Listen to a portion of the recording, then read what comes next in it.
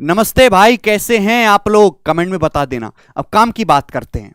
देखिए, अर्थमेटिक में कुछ ऐसे चैप्टर हैं जैसे कि इलेक्शन हो गया, इंस्टॉलमेंट हो गया, रेस वाला सवाल हो गया, ट्रू डिस्काउंट वाला सवाल हो गया। बच्चे बड़े परेशान रहते हैं और मतलब वो रट लेते हैं कि ऐसे आएगा तो ऐसे कर लेंगे, ऐसे आएगा तो ऐसे कर लेंगे। पीछे का कारण किसी को नहीं पता। तो मैं आपकी अब ये वाली प्रॉब्लम भी दूर करने वाला हूं भाई। मैंने आपको कैलकुलस एप्लीकेशन पे कंसेप्ट भी पढ़ाए हैं, यूट्यूब पे हम प्रैक्टिस भी करवाते हैं, लेकिन ये जो छोटी छोटी चीजें होती हैं जो बच्चों को परेशान करती हैं, उसका निवारण मैं बहुत बढ़िया तरीके से करता हूं।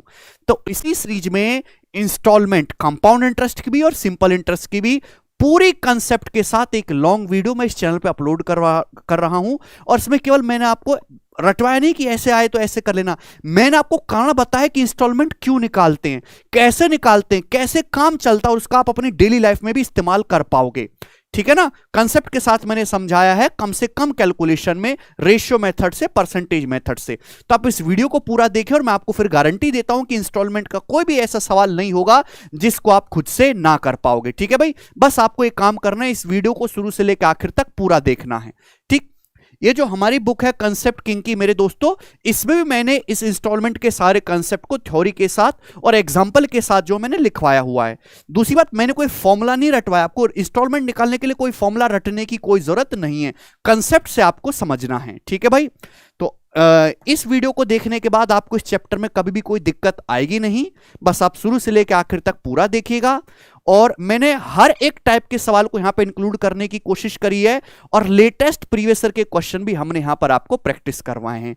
ठीक है भाई? चलिए, ये वीडियो को देखने के बाद आपको कितना फायदा पहुंचा वो आप मुझे कमेंट में जरूर बताएंगे बाद में। इंस्टॉलमेंट पे मैंने एक ही शीट बनाई है और 22 सवाल हैं, 22 क्वेश्चन है मेरे दोस्तों, कंपाउंड इंटरेस्ट और सिंपल इंटरेस्ट की इंस्टॉलमेंट में।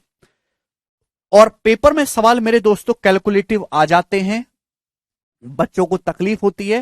तो पहले मेरे दोस्तों मैं आपको समझाऊंगा कि इंस्टॉलमेंट काम कैसे करता है, क्या होता है इंस्टॉलमेंट का मतलब।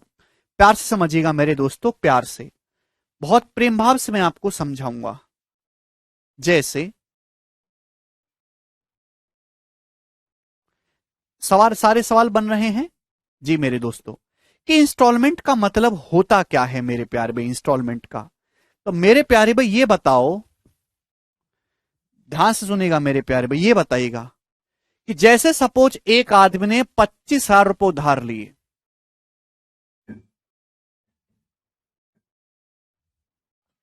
एक आदमी ने मेरे दोस्तों उधार लिए 25,000 रुपए। क्लियर है? आप बोलोगे हाँ जी सर बिल्कुल सही, ले लेने दो, 25,000 रुपए तो ले ला बेचारा, 25,000 रुपए उधार ले लीजिए। ठीक है, इसमें कोई दिक्कत है? या 40,000 रुपए कर लेते हैं, 40,000 रुपीज, 40,000 रुपए मेरे दोस्तों आपसे उधार लिए। नहीं, कैलकुलेशन ज्यादा हो जाएगी, डाटा भी तो आसान रखना है।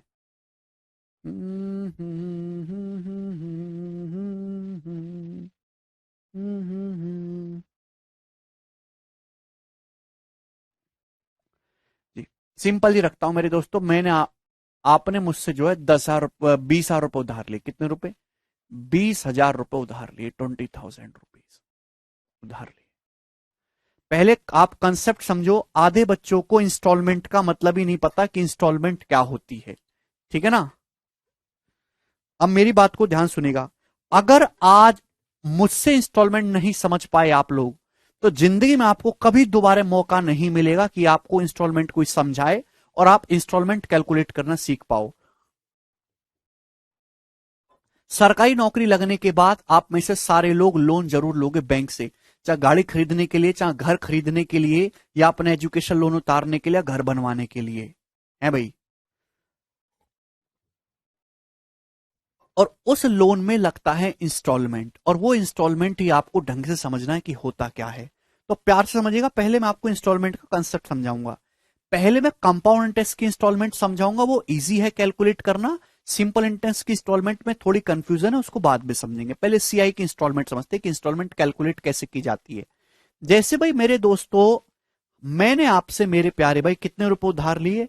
20,000 रुपए उधार लिए, 20,000 रुपीज।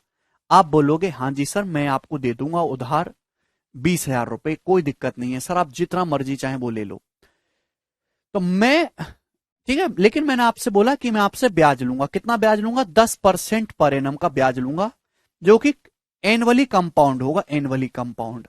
आप बोलोगे हां जी सर बिल्कुल सही, एनुअली कंपाउंड। कितना होगा मेरे दोस्तों? एनुअली कंपाउंड होगा, यस और नो? आप बोलोगे हां जी बिल्कुल सही, एनुअली कंपाउंड होगा। फिर मैं आपसे कहता हूं कि भाई मैं आपको पैसा जो उधार दूंगा केवल 3 साल के लिए उधार दूंगा, 3 इयर्स के लिए। आप बोलोगे हां जी सर बिल्कुल सही। तो मेरे प्यारे भाई आप मेरी बात को समझिएगा जो मैं आपको समझाना चाहता हूं। मैंने आपको 20,000 रुपए उधार दिए, आपने बोला कि सर बिल्कुल दे दो, 10% का आप मुझसे चक्रवृद्धि ब्याज लेना, 3 साल बाद आपको पैसा लौटा लूंगा। तो सिंपल जिंदगी क्या है, अगर आप मुझे 3 साल बाद पैसा लौटाने आओगे तो आप मुझे बताओ कि आपको अपना कर्जा खत्म करने के लिए कितना पैसा चुकाना पड़ेगा। आपको अपना कर्जा खत्म करने के लिए बच्चों कितना पैसा चुकाना पड़ेगा? जवाब दीजिएगा, करो, ये मुझे बताइएगा। भाई मैंने आपको 20,000 रुपए उधार लिए, ठीक है भाई, आप बोलोगे हाँ जी सर कोई दिक्कत नहीं, ले लेने दो। ब्याज की दर 10% पर एनम का कंपाउंड इंटरेस्ट है, 3 साल के लिए उधार दिया।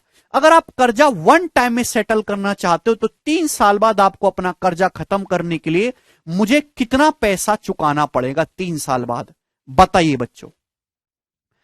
तो प्यारे स्टूडेंट ध्यान से समझिएगा कि सर अगर ब्याज की दर 10% है तो 1 साल में 10% ब्याज है, 3 साल में होगा 10 का सक्सेसिव 33.1% ब्याज होगा, 33.1% ब्याज होगा।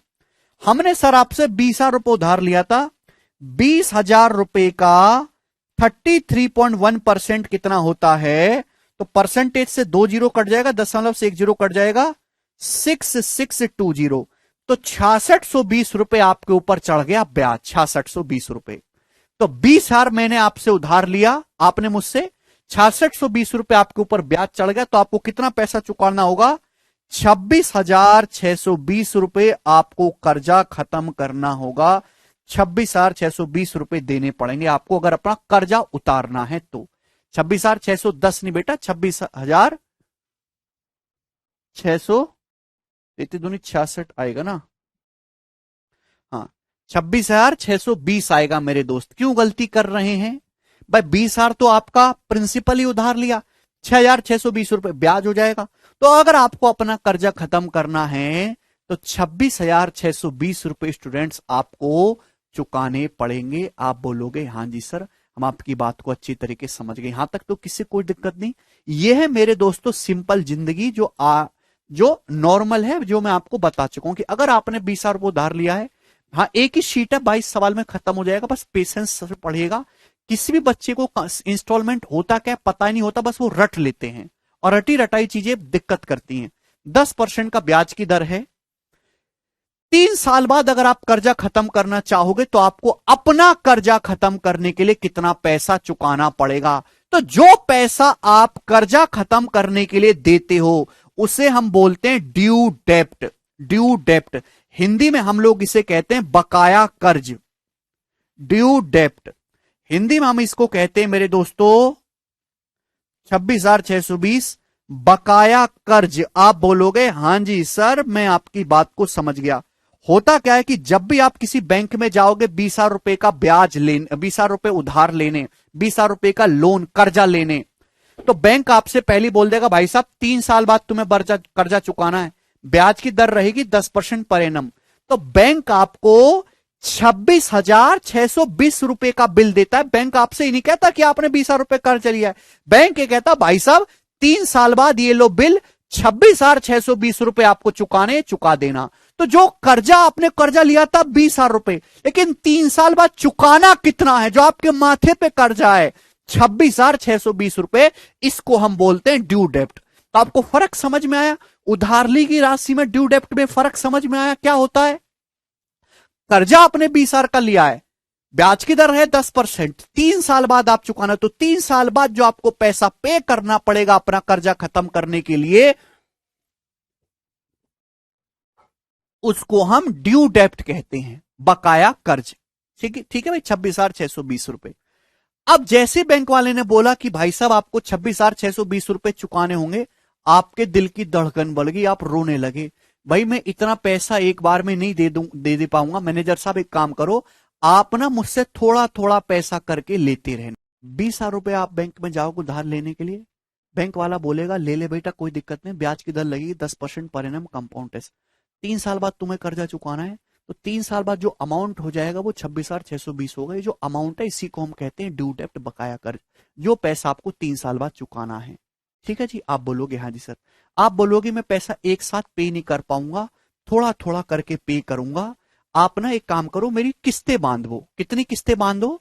आप मेरी 3 इक्वल इंस्टॉलमेंट बांधो। मैं हर साल के एंड में थोड़ा थोड़ा पैसा करके जमा करता रहूंगा, 3 किस्तों में आपको मैं चुका दूंगा। क्लियर है? आप बोलोगे हाँ जी सर। तो बैंक वाले ने आपकी 3 किस्तें बांधवी, तो बैंक वाला आपसे क्या कहेगा? आप जैसा कोई अनपढ़ आदमी, पढ़ा लिखा अनपढ़ आप पहुंच जाए मेरे दोस्त, ठीक है भाई, तो बैंक वाला कैसे बेवकूफ बनाता है? भाई तेरा कर्जा है 26,620, 3 किस्तों में तुझे चुकाना है, तो हर किस्त बताओ कितने रुपए की होगी? तो वो कहेगा बैंक वाला 26,620 बटे 3 रुपए की होगी। हर किस्त इतने रुपए की होगी, जा इतने पैसे तू मुझे हर साल देता रहना।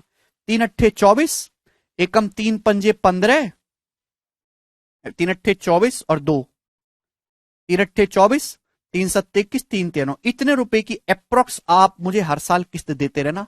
आप खुश हो, घर के आ जाए, हाँ अब मुझे हर साल 8,873 रुपए की किस्त देनी है, 3 साल में कर्जा है भाई मेरा चुक जाएगा। क्या ये सही किया मैंने? नहीं, ये गलत है। ये बहुत बड़ा फ्रॉड है जो गांव के लोकल बनिए करते हैं, गांव के भोले भाले लोगों के साथ कभी भी किस्त ऐसे कैलकुलेट नहीं होती। ये बहुत बड़ा फ्रॉड और स्कैम है, ऐसे नहीं होता। ठीक है भाई, किस्त में आपको पैसा 8,873 नहीं देना पड़ेगा, इससे थोड़ा सा कम देना पड़ेगा, वो बताऊंगा कैसे, ध्यान से सुनेगा।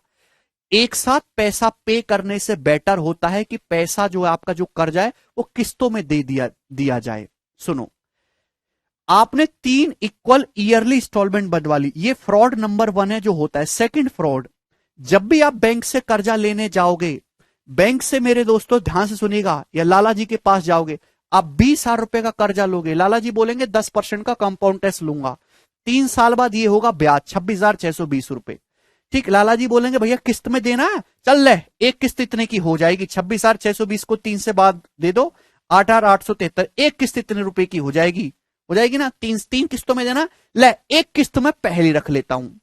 तो क्या करेंगे लाला जी कि भाई 20,000 रुपए आपने कर्जा लिया है, एक किस्त पहले ही काट के आपको पैसा देंगे, ले तुझे एक किस्त मैंने पहली काट ली, जा बाकी का पैसा ले जा। ये भी सेकंड नंबर का फ्रॉड है, ऐसा नहीं होता।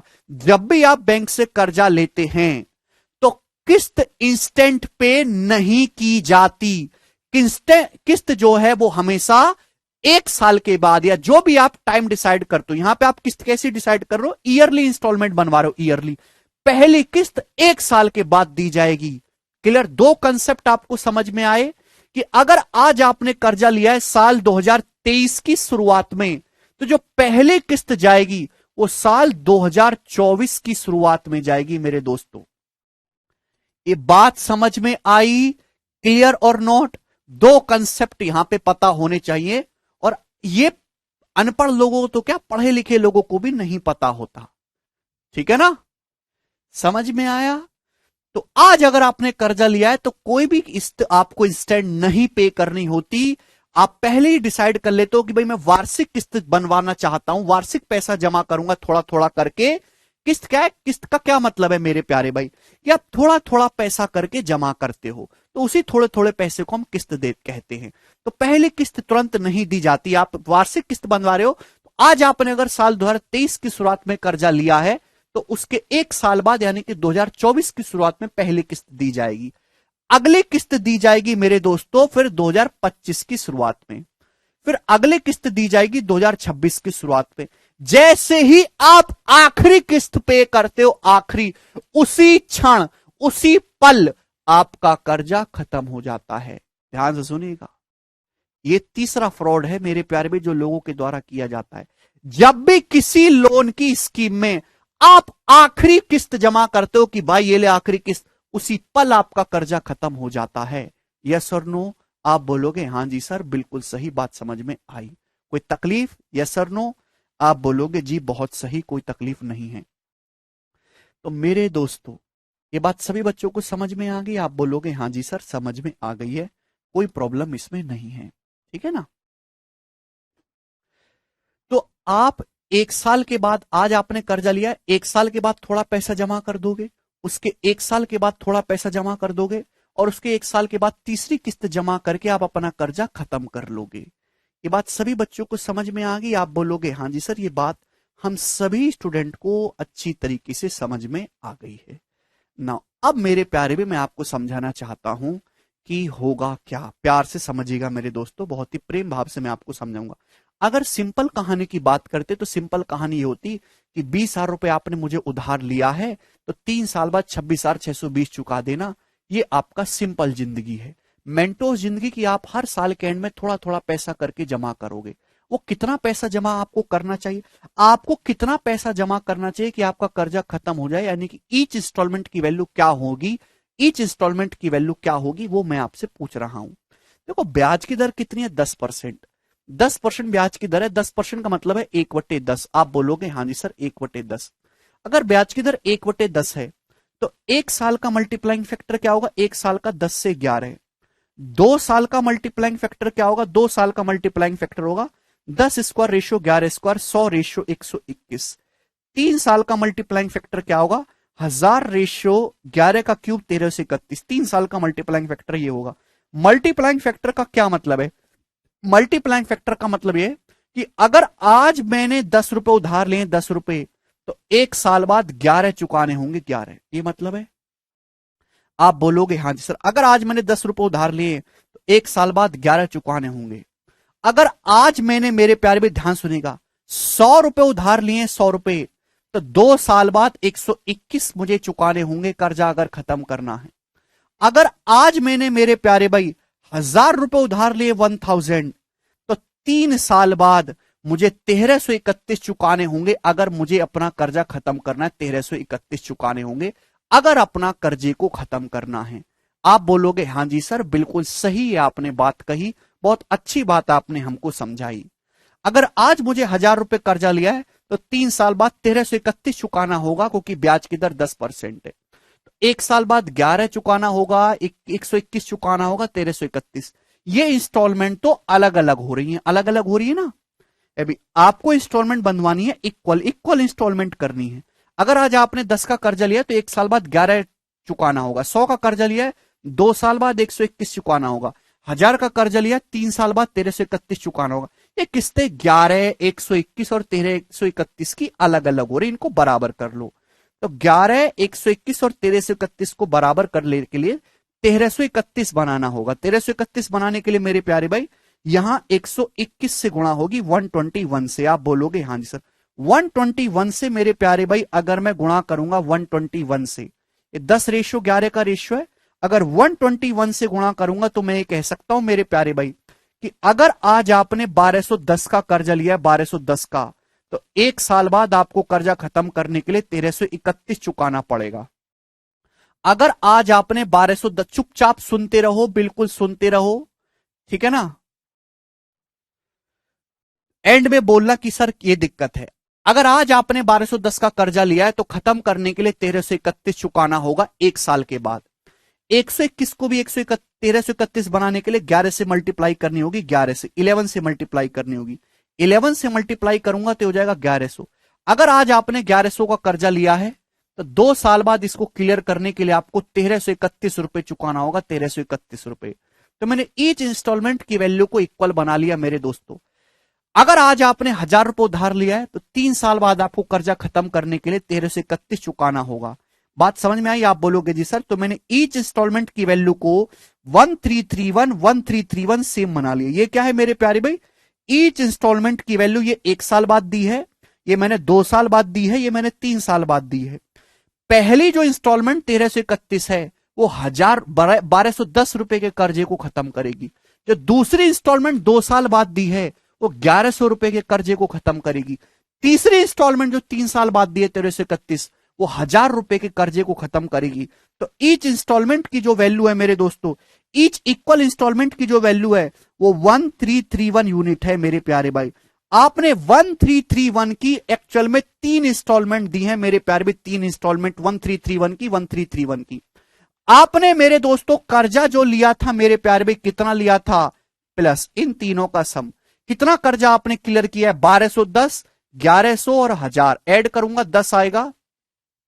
अभी 2 और 1 3, 1113, 3310। 3310 का आपने कर्जा क्लियर किया है।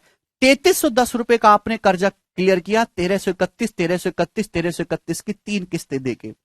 जबकि 3310 की वैल्यू सवाल में कितनी दे रखी है, आपने कर्जा कितना लिया, उधार कितना लिया, 20,000। अगर 3310 रुपए की वैल्यू मेरे दोस्तों 20,000 रुपए के बराबर है, 20,000 रुपीज के बराबर है, तो एक यूनिट की वैल्यू कितनी होगी, 20,000 बटे 3310, ये एक यूनिट की वैल्यू होगी। 1331 यूनिट की वैल्यू क्या होगी, मल्टीप्लाई बाई 1331, ये ईच इंस्टॉलमेंट की वैल्यू आ गई, प्रत्येक किस्त की राशि आ गई। मतलब अगर आपको अपना कर्जा खत्म करना है तो एक इंस्टॉलमेंट इतने रुपए की होनी चाहिए, ना कि बटे 3 करना है। इसको जरा कैलकुलेट करो, 20,000 डिवाइडेड बाई 3310 मल्टीप्लाई बाई 1331, या 8042 रुपए अप्रोक्स। तो अप्रोक्स मेरे दोस्तों 8,042 रुपए की आपको किस्त पड़ी, 8,042 रुपए की। तो यानी कि अगर आपको अपना कर्जा खत्म करना है तो आपको किस्त केवल 8,042 रुपए की ही देनी पड़ेगी। मतलब मेरे दोस्तों ये बात आप सभी बच्चों को समझ में, ईच इंस्टॉलमेंट की जो वैल्यू होगी वो केवल 8,042 रुपए की होगी मेरे दोस्तों, 8,042 रुपए की। ठीक है, मतलब वो गलत है। अभी बैंक वाला आपसे ऐसे नहीं कह सकता कि भाई साहब आपके ऊपर टोटल कर्जा 3 साल बाद 26,620 है, 3 साल बाद आपका ड्यू डेप्ट बकाया कर्जी है, इसकी ये लो बटे 3 की किस्त बांध दे रहा हूं मैं आपको, 3 अट्ठे 24, 3 अट्ठे 24, 3 6 18 और ये 3 अभी 3 सत्ते 21, ये लो ये आपकी किस्त बन गई। ये किस्त नहीं होगी, ऐसे नहीं होता भैया, आपकी किस्त केवल 8,042 रुपए की होगी। फायदा क्या, टाइम से पहले पैसे देने का फायदा क्या हुआ, जब आपको कुछ सहूलियत ना हो। मतलब ईच इंस्टॉलमेंट केवल आप अगर 8,042 8,042 8,042 हर साल के एंड में जमा करोगे मेरे प्यारे भाई, तो आपका ये जो कर्जा है उतर जाएगा 20,000 रुपए। आप बोलोगे हां जी सर बिल्कुल सही, कोई दिक्कत नहीं है। यानी कि आपने 8,042 8,042 की 3 किस्तें दी, तो आपने बैंक वाले को टोटल कितना पैसा पे किया, आपने मेरे दोस्तों 3 दूनी 6, 3 चौक 12, 3 अट्ठे 24, आपने 24,126 रुपए ही बैंक को पे किया। ये पैसा आपने बैंक में जमा किया या पे किया मेरे दोस्तों 24,126। क्लियर है, आप बोलोगे हां जी सर बिल्कुल सही, कोई दिक्कत नहीं। अगर आप एक साथ इकट्ठा पैसा जमा करते तो आपको 3 साल बाद 26,620 रुपए देना पड़ता। चुपचाप सुनते रहो मेरे प्यारे भाई, आपने थोड़ा थोड़ा पैसा करके जमा किया, हर साल 8,042 रुपए की किस्त जमा की, तो 24,126 रुपए मेरे दोस्तों आपने पे किया। मतलब जहां आपका ब्याज 20,000 पे 6,620 रुपए का ब्याज लग रहा था पहले, वो ब्याज आपको केवल 20,000 पे कितना देना पड़ा है, घटाओ 4,126 रुपए ही ब्याज देना पड़ा। क्लियर है ना, 20,000 रुपए का आपको कितना पे करना पड़ा, 24,126 रुपए पे करना पड़ा। ये ना जो आपने किस्त बंधवाई है ना वो इक्वल इंस्टॉलमेंट बंधवाई है, इक्वल वार्षिक किस्त ना इक्वल है, देखो शब्द लगा इक्वल, इसलिए मैंने यहां पे ईच किस्त को इक्वल बनाया। ध्यान सुनियो, अगर ब्याज की दर 10% है तो 1 साल का मल्टीप्लाइंग फैक्टर होगा 10 से 11, 2 साल का मल्टीप्लाइंग फैक्टर होगा बच्चों 100 से 121, 3 साल का मल्टीप्लाइंग फैक्टर होगा 1,000 से 1,331, 3 साल का मल्टीप्लाइंग फैक्टर होगा बच्चों 3 साल का। यानी कि मेरे दोस्तों ये कहानी है 1 साल की, ये कहानी है 2 साल की, और ये कहानी है स्टूडेंट 3 साल की। बोलो, अगर आज आपने मेरे दोस्तों 10 रुपए का कर्जा लिया है तो 1 साल बाद 11 रुपए चुकाना होगा।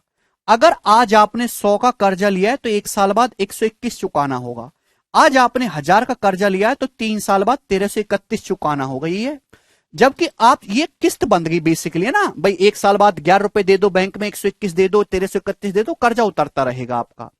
लेकिन आप चाहते हो बराबर किस्तें हों, तो 11, 121 और 1331 को बराबर करने के लिए यहां मैंने 11 से गुणा कर दी, यहां मैंने 121 से गुणा कर दी। तो मैंने हर किस्त को, ईच इंस्टॉलमेंट को 1331 रुपए की बना लिया कि भाई 1 साल बाद भी 1331 दूंगा, 2 साल बाद भी 1331 दूंगा, 3 साल बाद भी 1331 दूंगा। तो मेरा कर्जा कितना क्लियर होगा, कितना मैं कर्जा उतार लूंगा। तो जब मैं 11 से ये गुणा करता हूं तो 1 साल बाद जो मैंने 1331 पे किया है ये 1210 के कर्जे को खत्म करेगा। 2 साल बाद जो मैंने 1331 दिया है वो 1100 के कर्जे को खत्म करेगा। आज आज जो आपने 1000 रुपए उधार लिया है वो 3 साल बाद उसको चुकाने के लिए 1331 देना पड़ेगा। यानी कि जो 1331 रुपए जो आपने बैंक वाले को 3 साल बाद दिया है वो आपने 3 साल पहले 1000 रुपए का कर्जा लिया होगा उसको खत्म करेगा। 1 साल बाद जो आपने 1331 रुपए पे किया है, 1 साल पहले आपने 1210 का कर्जा लिया होगा उसको किया होगा मेरे दोस्तों, ठीक है ना। 1000, तो तीनों को जब मैं ऐड करूंगा तो 3310 रुपए का आपने टोटल कर्जा लिया, जबकि आपने टोटल कर्जा तो 20,000 रुपए का लिया था। इन तीनों को ऐड करो, आपने टोटल कर्जा this plus this plus this ये क्लियर किया, 3310 ऐड करने पर आया, जबकि टोटल कर्जा तो आपने 20,000 रुपए का लिया है। तो एक यूनिट की वैल्यू 3310 से भाग करेंगे, ईच इंस्टॉलमेंट की वैल्यू 1331 रुपए, यहां पे कैलकुलेट करने पर आया 8,042। वैसे आपको पे करना पड़ रहा था 3 साल बाद इतना, लेकिन जब आप 3 इंस्टॉलमेंट देते हो 8,042 की तो आपको केवल इतना पैसा ही पे करना पड़ा। यानी कि ब्याज पहले 6,620 लग रहा था, लेकिन इंस्टॉलमेंट में जमा करने की वजह से यह ब्याज लगा। अब आपके मन में डाउट आ रहा होगा, इस हिसाब से तो बैंक डूब जाएगी, बैंक को तो घाटा हो गया। एक्चुअली इंस्टॉलमेंट का कंसेप्ट क्या है मेरे दोस्तों, पैसा जो है ना, पैसा जो है वो बहुत बुरी चीज है। पैसे की कीमत इस बात से डिसाइड होती है कि पैसा किसके पास है। पैसे की कीमत इस बात से डिसाइड होती है। बैंक कभी भी पैसा अपनी जेब में नहीं रखता, बैंक पैसा रखता है मार्केट में। बात समझिए, मार्केट में बैंक पैसा डालता है और उधार पे पैसा देता है और वहां से ब्याज कमाता है। ये बैंक का बिजनेस मॉडल है। यही कहानी इंस्टॉलमेंट में काम करती है। देखो, अगर मेरे प्यारे भाई दोनों ही केसेस में बैंक को बराबर फायदा है, सुनो, दोनों ही केसेस में बैंक को कोई नुकसान नहीं है, फायदा केवल ग्राहक को है। ध्यान सुनिएगा, ना बैंक को कोई फायदा नुकसान है, ना ग्राहक को कोई फायदा नुकसान है। कैसे? अब आप मेरे दोस्तों समझिएगा मेरे प्यारे भाई, सिंपल कहानी यह है कि आप 20,000 रुपए उधार लो, ब्याज की दर 10% है, 3 साल बाद बैंक में जाके 26,620 रुपए जमा कर दो, वो कि 3 साल में 33.1% ब्याज रहेगा। तो ये पैसा 3 साल के लिए किसके पास रहा? ग्राहक के पास रहा। 3 साल बाद ग्राहक ने जमा किया तो 3 साल तक पैसा ग्राहक के पास रहा मेरे दोस्तों। 3 साल तक बैंक के पास कोई पैसा नहीं रहा, वो ग्राहक के पास रहा। इसलिए ग्राहक से मेरे दोस्तों बैंक ने 6,620 रुपए का ब्याज ले लिया। लेकिन जब ग्राहक टाइम से पहले ही पैसा दे गया, भाई साहब 1 साल बाद ही पैसा दे गया, 8,042, कर्जा कितने साल में खत्म करना है? 3 साल में। ग्राहक कर्जा लेके गया 20,000 का, 1 साल बाद ही पहुंच गया, लो बाबूजी 1 साल बाद ही आ गया, मैं 8,042 रुपए की पहली किस्त ले लो। तो इस पैसे को बैंक अपने पॉकेट में रखेगा, इस पैसे को बैंक दूसरे ग्राहक को उधार दे देगा, ले भाई 8,042 तू उधार ले ले। तो ये जो पैसा बैंक के पास 3 साल बाद आना था, 3 साल बाद, वो पैसा बैंक के पास 1 साल बाद ही आ गया, और इस पैसे को बैंक दूसरे ग्राहक को देके वहां से ब्याज कमा लेगा। बैंक के ब्याज में कोई फर्क नहीं आया। आप बोलोगे हां जी सर, कोई फर्क आया क्या? ये है बिजनेस मॉडल, पीछे की कहानी, प्रॉपर कंसेप्ट है, जिंदगी की कहानी समझा रहा हूं। इसके 1 साल के बाद फिर से पहुंच गया मेरे दोस्तों 8,042 रुपए लेके। बैंक को एक्चुअली में पैसा 3 साल बाद मिलना था, 2 साल के एंड में ही मिल गया। जब 2 साल के एंड में ही पैसा मिल गया तो बैंक के पास तो 1 साल पैसे ही पहले ही ना पहुंच गया पैसा, तो उस पैसे को बैंक दूसरे ग्राहक को उधार दे देगा और उससे ब्याज कमा लेगा। तो बैंक अपने ब्याज की पूर्ति कर लेगा, बैंक अपने ब्याज की पूर्ति कर ही लेगा। आप बोलोगे हाँ जी सर बिल्कुल सही। आप ये मत सोचो कि सर बैंक को तो घाटा हो गया, अभी एक साल एक इकट्ठा पैसा लेता तो 26,620 मिलता, टुकड़ों में ले रहा है तो बैंक को केवल 24,126 ही मिला है, बैंक को तो घाटा हो गया। बैंक को कोई घाटा नहीं हुआ, जो पैसा टाइम 3 साल बाद मिलना था वो पैसा पहले ही मिल गया टाइम से। ठीक है भाई, पैसा मिलना था 3 साल बाद, यहां पे जाके पैसा ये 2 साल पहले मिल गया, तो इस पे बैंक 2 साल का ब्याज कमा लेगा ना दूसरे ग्राहक से, इस पे बैंक 1 साल का ब्याज कमा लेगा दूसरे ग्राहक से। तो बैंक पैसा अपना जब पूरा कर लेगा और 3 साल बाद 8,042 की मेरे दोस्तों किस्त देके अपना ग्राहक कर्जा खत्म कर लेगा, तो बैंक को कोई नुकसान नहीं है। अब आप कहोगे सर ग्राहक को फायदा किस में है? इंस्टॉलमेंट में पैसा जमा करने में। साफ साफ दिखाई दे रहा है, ग्राहक को फायदा इंस्टॉलमेंट में पैसा जमा करने में, क्योंकि इकट्ठा पैसा जमा करना पड़ रहा है तो 26,620 जमा करना है, टुकड़ों में जमा करना पड़ रहा है तो केवल 24,126 ही जमा करना पड़ रहा है। तो भाई ग्राहक को तो टुकड़ों में इंस्टॉलमेंट में पैसा देने में फायदा है। ऐसा भी नहीं है, अगर आप डीप में देखो, भाई कोई आदमी 20,000 रुपए का कर्जा ले आया, 3 साल बाद जमा कर रहा है, तो उस पैसे को वो 3 साल तक अपने पॉकेट में रखेगा, तो उस 20,000 रुपए के कर्जे का 3 साल तक बिजनेस में इस्तेमाल करेगा कि नहीं करेगा? 3 साल तक बिजनेस में। कोई आदमी 20,000 रुपए का कर्जा ले आया, 3 साल बाद मेरे दोस्तों 26,620 दिन है, तो 3 साल तक अब 20,000 रुपए अपने पास रखेगा, 3 साल तक बैंक में जाएगा भी नहीं, तो 3 साल तक पैसे का इस्तेमाल करेगा, तो जाहिर सी बात है बिजनेस में ज्यादा प्रॉफिट कमा लेगा। टुकड़ों में देता रहेगा तो उसकी जो है जेब पे हर साल कुछ ना कुछ असर पड़ता रहेगा, बिजनेस में पैसा कम इन्वेस्ट कर पाएगा, तो कमाई कम होगी। मतलब मेरे दोस्तों दोनों कान चाहे इधर से पकड़ो चाहे कान इधर से पकड़ो, ना ग्राहक को फायदा ना बैंक को फायदा, ना ग्राहक को नुकसान ना बैंक को नुकसान। अरे इकट्ठा पैसा जमा करता 3 साल बाद तो पैसा ज्यादा टाइम के लिए अपने पास होता, बिजनेस में लगाता उसको कमाता, थोड़ा थोड़ा करके जमा कर रहा है तो भाई पैसा बिजनेस में ना लगा के बैंक को दे रहा है, बैंक को दे रहा है तो भाई बिजनेस से कम प्रॉफिट कमाएगा, तो यहां पैसा कमाया तो बिजनेस में गंवा लिया। बात समझ में कि नहीं? आप बोलोगे हाँ जी सर बिल्कुल सही। तो दैट्स द प्रॉपर कंसेप्ट। इस वजह से मेरे प्यारे भाई इंस्टॉलमेंट में पैसे की जो किस्त होती है वो एक साथ पैसा जमा करने से कम पड़ती है, ये इसके पीछे की प्रॉपर कहानी है। अगर किसी बच्चे को सारी बातें समझ में आ गई हैं तो मुझे कमेंट्स में यस करके बताओ, थोड़ा बहुत डाउट है तो आप सवाल करोगे उनसे क्लियर हो जाएगा। देखो, अगर आप किसी आदमी से पैसा उधार लेते हो तो आदमी आपसे ब्याज वसूलता है, बैंक आपसे ब्याज वसूलता है, ठीक है ना? आप बोलोगे हाँ जी सर।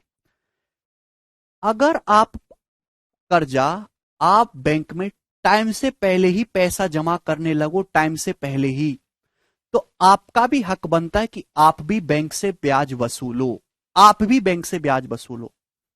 आप अगर 3 साल बाद पैसा जमा करते तो 26,620 रुपए जमा करते, लेकिन आप 1 साल बाद ही 8,042 रुपए लेके पहुंच गए, तो आप बैंक से करोगे भाई देख पैसा मुझे 3 साल बाद देना था, 1 साल बाद ही ले आया तेरे पास, ये 8,042 रुपए तेरे पास में 2 साल पहले ले आया, तो इस 8,042 पे 2 साल का जो ब्याज बनता है ना, इस 8,042 रुपए पे जो 2 साल का ब्याज बनता है वो मुझसे मत ले, वो किसी दूसरे ग्राहक से ले ले। ये 8,042 रुपए तेरे को दे दिए ना मैंने, इस पे जो ब्याज बनता है ना 2 साल का, वो मुझसे मत ले, वो दूसरे ग्राहक को उधार देके उससे ले ले।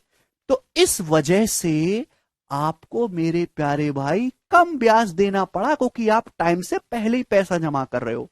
अब 2 साल बाद पहुंच गए 8,042 रुपए लेके, पैसा आपको 3 साल बाद जमा करना था, आप 1 साल पहले पहुंच गए 8,042 लेके, तो आप कहोगे बेटा देख पैसा तो 3 साल में देना था, 1 साल पहले दे रहा हूं ना तेरे को 8,042। हाँ जी हाँ, एक काम कर, इस पे जो 1 साल का ब्याज लगना वो मुझसे मत ले, वो दूसरे ग्राहक से ले ले, उसको उधार देके मुझको कम ब्याज दे। यही होता है कहानी। प्रैक्टिकल भी समझा है, मैथमेटिकल भी समझा है मैंने आपको, ठीक है ना? और कहीं भी आप पढ़ लीजिएगा पूरे भारत में, केवल आपको ये रटा दिया जाएगा कि ये ऐसे कर लेना, ऐसे कर लेना, इसको इक्वल बना देना, ये इंस्टॉलमेंट हो जाएगी, आपका उत्तर आ जाएगा। ये पीछे की कहानी कोई नहीं बताता मैथमेटिकली और प्रैक्टिकली कि किस्त होती क्या है, क्योंकि ये केवल गणित की बात नहीं है, जीवन की भी बात है, लाइफ की। कोई बैंकिंग का आदमी तो आपको समझाएगा नहीं अभी, कोई बैंकिंग का आदमी तो आपको समझाएगा नहीं नुकसान है। और जो सीए वगैरह जो हैं, उनकी ये सब चीजें समझाने के, जो शेयर मार्केट वगैरह जो होते हैं, जो सीए वगैरह, उनके जो कोर्सेज होते हैं, जैसे विवेक बिंद्रा सर टाइप के 1-1 लाख रुपए के कोर्स होते हैं इन सब चीजों को समझाने के लिए, वो कोर्स आप ज्वाइन करोगे नहीं तो आप जिंदगी में कभी सीखोगे नहीं। ठीक है ना? इसलिए मैंने आपको समझाया कि अब आपका कोई बेवकूफ नहीं बना सकता। अगर आप अपने कार पे जाके लोन लोगे तो आप खुद ही हिसाब लगा लोगे कितने की इंस्टॉलमेंट बनेगी भाई, कोई पागल नहीं बनाएगा। चलेगा, आगे चलते हैं। दूसरी बात, इंस्टॉलमेंट को प्यारे भाई हम ईएमआई भी बोल देते हैं, इंस्टॉलमेंट को ही हम ईएमआई बोल देते हैं, ईएमआई।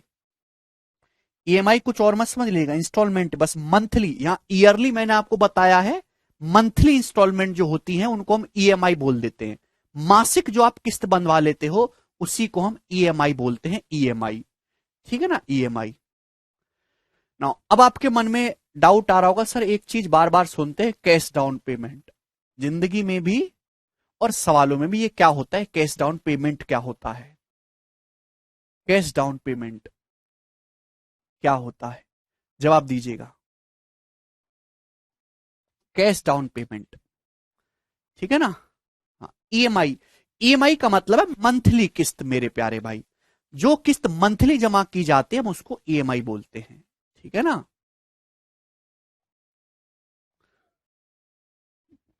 कैश डाउन पेमेंट, अब कैश डाउन पेमेंट का मतलब क्या है मैं आपको समझाता हूं।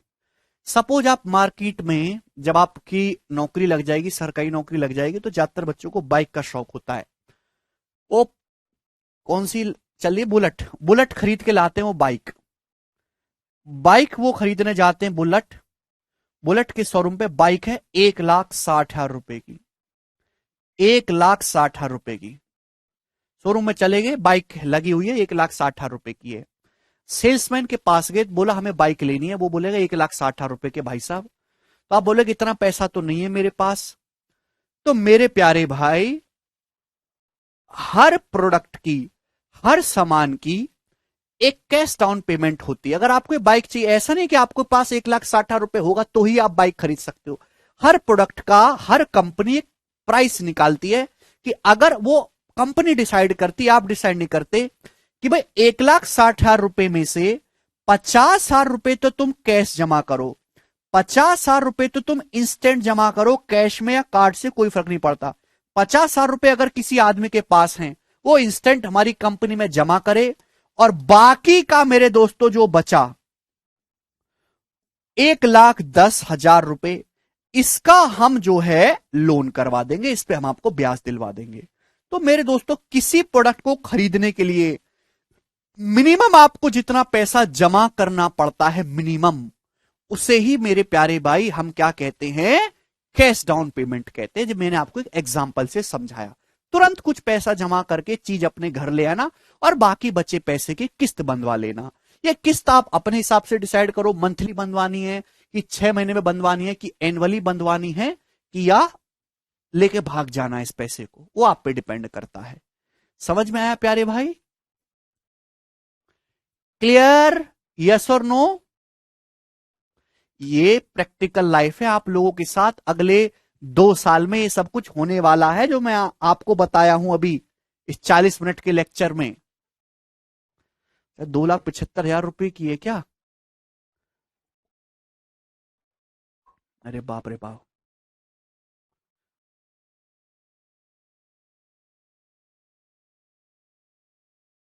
ठीक है ना। तो सभी को समझ में आया कैश डाउन पेमेंट क्या होती है? एग्जाम्पल से समझाना बेस्ट है, रादर देन घसीटने के गणित में पी और आर मान के। मैंने आपको एग्जाम्पल समझाया, अब हम इस पे बेस सवाल करेंगे। एक मोबाइल फोन अवेलेबल है, a mobile phone is available for 7,980,860 by cash payment और by paying cash of 60,000 as down payment at the remaining amount in 3 equal annual installment.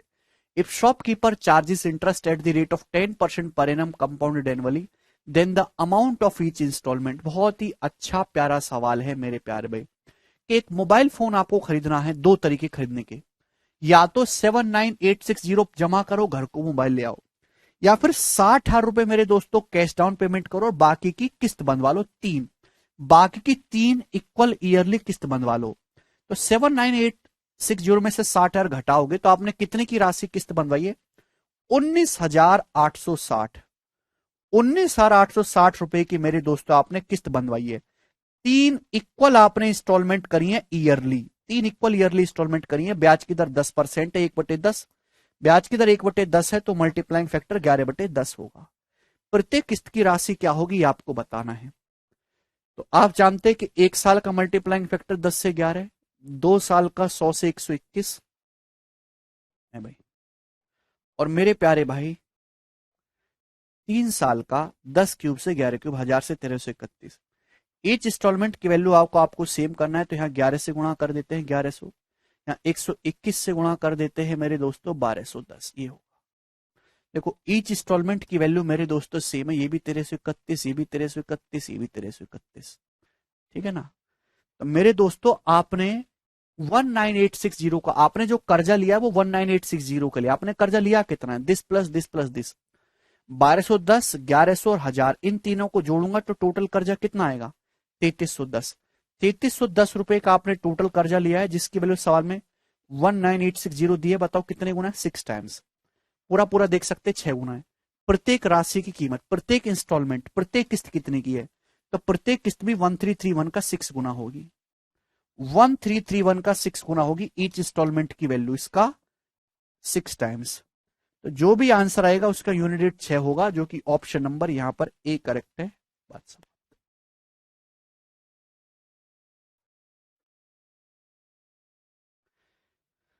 ठीक है, तो ये आपको करना है रेशियो से, कोई फॉर्मूला वगैरह आपको याद नहीं करना है। इसको फॉर्मूला वगैरह याद करना है वो कृपया कहीं और चला जाए, यहां से ना पढ़े, रेशियो ही सिखाता हूं मैं। आगे चलेंगे, बताइएगा जल्दी से। एक आदमी ने a man purchases a motorbike for a certain price and promise to pay the price in 2 equal instalment of ₹13,230 at the rate of 5% per annum compounded annually. Find the cost price of motorbike. बहुत अच्छा सवाल है। एक आदमी motorcycle खरीदना चाहता है, motorcycle की उसने 2 किस्त जमा करेगा 13,230 रुपए की, 2 इक्वल एनुअल इंस्टॉलमेंट में वो जमा करेगा। ब्याज की दर 5% है। तो मोटरसाइकिल का क्रय मूल्य, यानी कि सवाल में ये जानना चाह रहा है एग्जामिनर कि मोटरसाइकिल का क्रय मूल्य या फिर आदमी ने कितने रुपए का कर्जा लिया है। कर्जा आदमी ने कितने रुपए का लिया है ये आपसे पूछा है। तो मेरे दोस्तों 2 इक्वल इंस्टॉलमेंट है, ब्याज की दर 5% है, 1/20, 1/20। यानी कि अगर आप 1 साल बाद दोगे, आज 20 रुपए उधार लिया तो 1 साल बाद 21 चुकाना होगा। 2 साल की बात करें, 20 का स्क्वायर 400, 21 का स्क्वायर 441। आज 400 रुपए उधार ले तो 2 साल बाद 441 चुकाना होगा। आप बोलोगे हाँ जी सर, है भाई किस सेम होनी चाहिए? अगर ये 441 है तो यहां भी 441 से गुणा कर लेते, 21 से गुणा, 21 दूनी 420, आ जाएगा 441। आप बोलोगे जी सर बिल्कुल सही, कोई प्रॉब्लम नहीं। तो ईच इंस्टॉलमेंट की वैल्यू 441 है। 441 की ही वैल्यू साल में 13,230 रुपए दे रखी है, कितने गुना? 30 गुना, 30 टाइम्स। आप बोलोगे हाँ जी सर बिल्कुल सही। तो मोटरसाइकिल का आपसे क्रय मूल्य यानी आपने कितना कर्जा लिया था ये पूछा है। तो आपने जो कर्जा लिया था मेरे प्यारे में 420 प्लस 400, 820 का आपने कर्जा लिया है, ठीक है ना। 820, 820 वैल्यू की वैल्यू भी 30 गुना होगी। 24,000 प्लस 600, 24,600 रुपए, 24600 रुपीज का आपने मेरे प्यारे भाई कर्जा लिया। यही मोटरसाइकिल का कॉस्ट प्राइस होगा, ये आंसर है।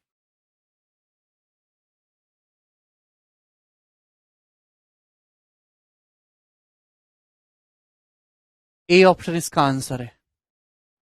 कर लोगे? आप बोलोगे हाँ जी सर बिल्कुल सही, बताइएगा।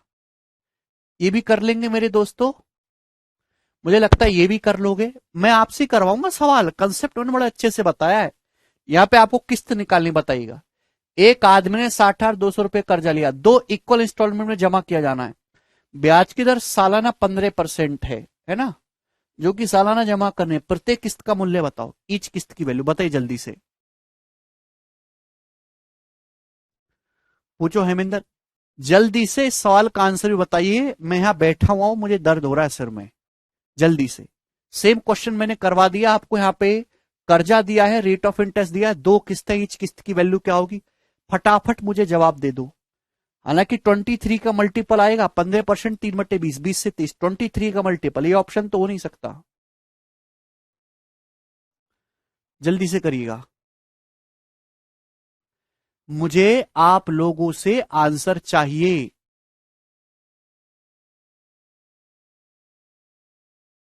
ए ऑप्शन इस सवाल का आंसर आएगा। अगला क्वेश्चन लेंगे, बताइएगा जी। ये भी सेम ही है, खुद से करेगा इस सवाल को भी, किस्त की वैल्यू निकालनी है, ये बताइएगा। चलो मैं आपको ये बताता हूं दोस्तों, है ना। यदि एक मोबाइल फोन की कॉस्ट 25,000 रुपए है,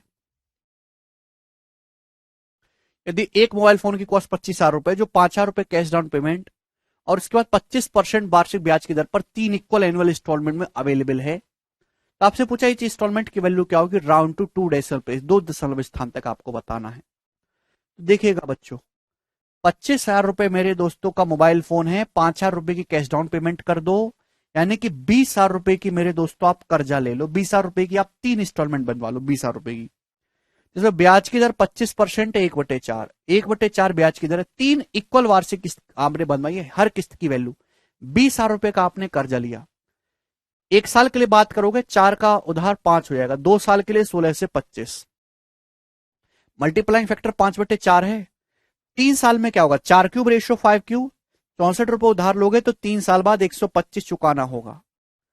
ईच किस्त की वैल्यू को सेम कर लेते हैं, 125 बनाने के लिए हम 5 से गुणा करेंगे, 5 से, ये हो जाएगा मेरे दोस्तों 16×5 = 80। यहां 25 से गुणा करेंगे मेरे दोस्तों, 25 से, 25×5 = 125, और ये 25×4 = 100, ये हो गया। तो ईच इंस्टॉलमेंट की वैल्यू मेरे सेम बना लिया, 125, 125, 125। तो आपने कर्जा कितना लिया है मेरे दोस्तों, टोटल 100 + 80 + 64, 4, 8, 6, 14 और 10, 24, 244, 244, 244 यूनिट का कर्जा लिया। सवाल में 244 यूनिट की वैल्यू मेरे दोस्तों 20,000 रुपए दी है, तो एक यूनिट की वैल्यू आएगी 20,000/244। तो ईच इंस्टॉलमेंट की वैल्यू, ईच इंस्टॉलमेंट है 125 यूनिट की, 125 यूनिट की वैल्यू आपसे पूछे, मल्टीप्लाई बाय 125 रुपीज, और आंसर एग्जैक्ट नहीं, आंसर अप्रोक्स है बच्चों। बताओ, ये 5,000 बार कट जाएगा 4 से, और 4×6 = 24, 4 × 4, ये बताइए, यानी कि 10,000 से हल्का सा ही बड़ा उत्तर आएगा। अरे ये तो दोनों ऑप्शन सेम ही है यार, ए और डी। तो बताओ भैया, कैलकुलेट करके बताओ कितना आ रहा है।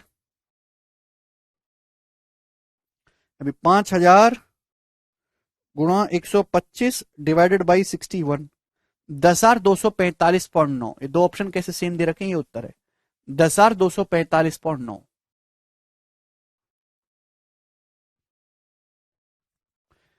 समझ गए। देखो मैं आपको कैलकुलेशन को आसान करने का तरीका भी बताता हूं, कैसे ये अगर मुझे कैलकुलेशन करनी हो, 5,000 गुणा 125/61, तो आप ना 125 को भाग लगाओ 61 से, भाग करना आसान है, 61 दूनी 222, अभी 2 एकम 2, 61 दूनी 122 है ना, 2 एकम 2, 2 छिक्का 12, बचेगा 2 सही 3/61, है ना। 125 को जब 61 से भाग करेंगे 2 बार जाएगा, 5,000 की 2 में गुणा कर लो मेरे दोस्तों 10,000,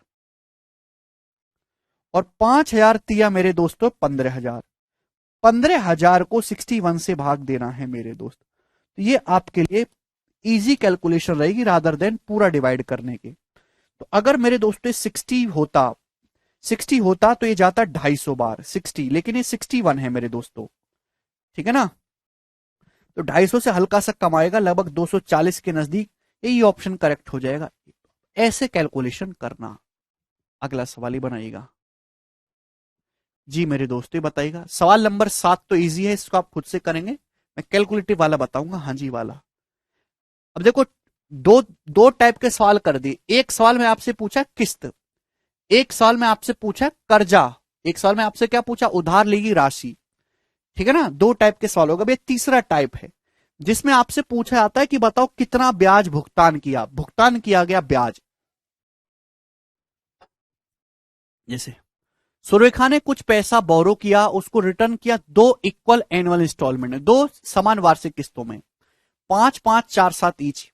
रेट ऑफ इंटरेस्ट जो 7.5% पर एनम का है, जो कि क्वार्टरली कंपाउंड हो रहा है। टोटल इंटरेस्ट पेड, कितना इंटरेस्ट पे किया ये बताइएगा मेरे प्यारे भाई। अगर आप ध्यान से सुनेंगे मेरे दोस्तों, 7.5% की फ्रैक्शन वैल्यू 3/40, यही है। आप बोलोगे हाँ जी सर। इंस्टॉलमेंट 5547 की है, 2 इक्वल इंस्टॉलमेंट है मेरे प्यारे भाई, ब्याज की दर 3/40 है। तो आपसे पूछा कितना इंटरेस्ट पेड किया गया। 3/40 अगर ब्याज की दर है, 40 का कर्जा लिया तो 1 साल बाद 43 देना होगा। 2 की बात करें, अगर आप 40 स्क्वायर उधार लिया तो 2 साल बाद 43 का स्क्वायर चुकाना पड़ेगा। 43 का स्क्वायर तो 40 का स्क्वायर 1600 और 43 का स्क्वायर मेरे दोस्तों कितना आ जाएगा, ये आपका 1849। अब सेम करना है, सेम करने के लिए यहां भी 43 से गुणा करेंगे। 43 गुणा 43 1849, और 43 की जब 4 में गुणा करेंगे 43 की, तो 160 और 12 1720। ठीक है ना। आप बोलो कि हाँ जी सर। तो भैया दोनों जगह इंस्टॉलमेंट को मैंने सेम बना लिया, 1849 1849। इसी की वैल्यू सवाल में 5547 रुपीज दे रखे, देखो 3 गुना, 3 टाइम्स, 3 टाइम्स। तो आपसे पूछा कुल लिया गया ब्याज क्या है, कुल लिया गया ब्याज। तो आप सुनो ध्यान से, 1720 का 1849 हो गया, तो ब्याज कितना है मेरे दोस्तों, यहाँ पे 129 आपका ब्याज है। 1600 का 1849 चुकाना पड़ा, 249 मेरे दोस्तों आपका ब्याज है। तो टोटल ब्याज क्या होगा, इन दोनों का सम 130 और मेरे दोस्तों 250, 380 से 2 कम आएगा 378। 378 यूनिट आपका टोटल ब्याज हो गया मेरे प्यारे भाई। ये टोटल ब्याज मेरे दोस्तों आपने पे किया है, और डिफरेंस ही तो निकालना था। ऐसा नहीं कि इन दोनों को जोड़ो फिर इन दोनों को जोड़ो फिर डिफरेंस निकालो, इतना टाइम नहीं है। 1720 का 1849 दिया तो ब्याज कितना 129। 1600 का 2 साल बाद 1849 दिया, ब्याज कितना 249। 129 प्लस 249 378 आ गया। 378 की वैल्यू भी 3 गुना आएगी मेरे दोस्तों, यानी कि 1140 से 6 कम आएगा। 1134 रुपए सवाल का आंसर था, बी ऑप्शन 1134 रुपीज। मेंस का सवाल है बच्चों, ये मेंस का।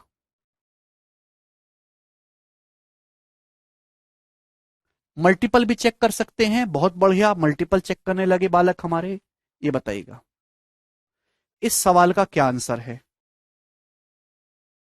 करो।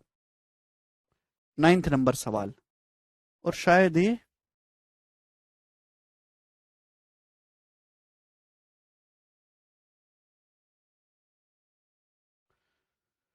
आखिरी, बताइएगा मेरे प्यारे भाई इसका क्या उत्तर है। एक कंप्यूटर अवेलेबल है 768000, 76,800 रुपए में कैश, और 23,840 की कैश डाउन पेमेंट, और 3 इक्वल हाफ ईयरली किस्त में। हाफ ईयरली किस्त है, ब्याज 20% पर एनम है, जो कि सेमी एनुअली कंपाउंड हो रहा है। तो किस्त योजना में ब्याज कितना होगा, ब्याज बताइएगा। ब्याज आपसे पूछा है, मुझे लगता है कि आप ये सवाल कर पाओगे।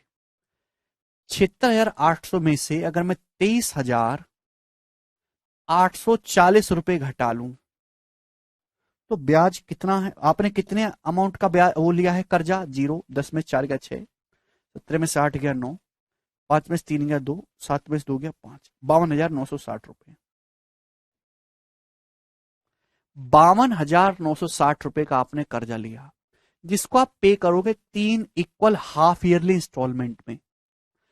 है 3 इक्वल हाफ ईयरली इंस्टॉलमेंट में, यानी कि हर 6-6 महीने पे इंस्टॉलमेंट दोगे, हर 6-6 महीने पे, हर 6-6 महीने पे इंस्टॉलमेंट दोगे। ब्याज 1 साल में 20% है, 6-6 महीने में इंस्टॉलमेंट दोगे तो 6 महीने में कितना ब्याज होगा 10%। यानी कि आप हर 6 महीने बाद इंस्टॉलमेंट दोगे, पहली इंस्टॉलमेंट 6 महीने के बाद, फिर अगली 6 महीने के बाद, और 6 महीने के बाद यानी कि 18 महीने बाद कर्जा खत्म। तो 10% का मतलब मेरे दोस्तों क्या आएगा, 10 से 11। ठीक, 10% 100 से 121, 3 साइकिल के बताऊं तो 1000 से 1331। आप बोलोगे जी सर बिल्कुल सही, 1331। ठीक है, या 11 से गुणा करोगे 11 से तो ये 1331 हो जाएगा। 121 से गुणा करोगे 121, 121 से तो ये 1 है भाई, 121 से गुणा करोगे तो ये 1331 हो जाएगा। ईच इंस्टॉलमेंट को मैंने यहाँ पे सेम बना लिया, 1331, 1331, 1331, ये सेम बनानी है आपको, इक्वल इंस्टॉलमेंट है ना। तो भाई आपने कर्जा कितना लिया है, आपने कर्जा लिया है मेरे दोस्तों ये, इस सबको ऐड करूंगा अभी 1210, 110 और 1000, तो आपने टोटल कर्जा जो लिया है ये लिया है 3310, 3310 का, क्योंकि आपने कर्जा लिया है 52,960 का। तो सेमी एनुअली के सवाल से भी डरना नहीं है, क्वार्टरली तो क्वार्टरली रेट कर देंगे, घबराना बिल्कुल नहीं। 3310 की वैल्यू इधर रखिए, कितने गुना, एक बार जाएगा फिर पक्का 6 बार जाएगा, 16 गुना है, 16 टाइम्स। तो ब्याज कितना है मेरे दोस्तों, ये देखो ब्याज कितना मिला आपको, ब्याज कितना देना पड़ा, ये देखेंगे 1210 से 1331 कितना ब्याज है, 121। कितना ब्याज है मेरे दोस्तों, 231। यहां कितना ब्याज है, 331। ये ब्याज है, आप बोलोगे हाँ जी सर बिल्कुल सही, ये तो काफी ज्यादा ब्याज मार ले रहे हैं भाई, ठीक है ना। तो टोटल कितना ब्याज आपने पे किया इन तीनों का सम, ब्याज क्या भाई, 1210 का 1331 चुका, 121 ब्याज है, तीनों को जोड़ेंगे 3, 3 3 6 2 8, 3 2 5 1 6, 683 आपका ब्याज हो गया, 683 ब्याज है। इसकी वैल्यू भी 16 गुना होगी, 16 टाइम्स, तो यूनिट रेट तो 8 ही आएगा। डिजिटल सम यहां पे इस्तेमाल कर सकते हैं, डिजिटल सम, या फिर 16 की 600 में गुणा करो 9600, 16 की 600 में गुणा करेंगे 9600, 16 की 80 में गुणा करेंगे, 16 की 80 में 1280, 16 की 3 में गुणा करेंगे 48, ऐड करना है तो 8 8 4 12 2, यानी कि एंड में 2 आएगा, ये उत्तर है 10,928। खत्म।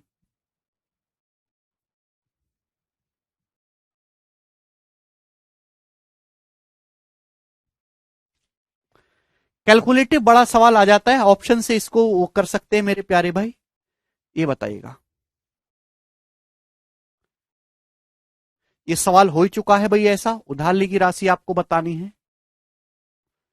करो।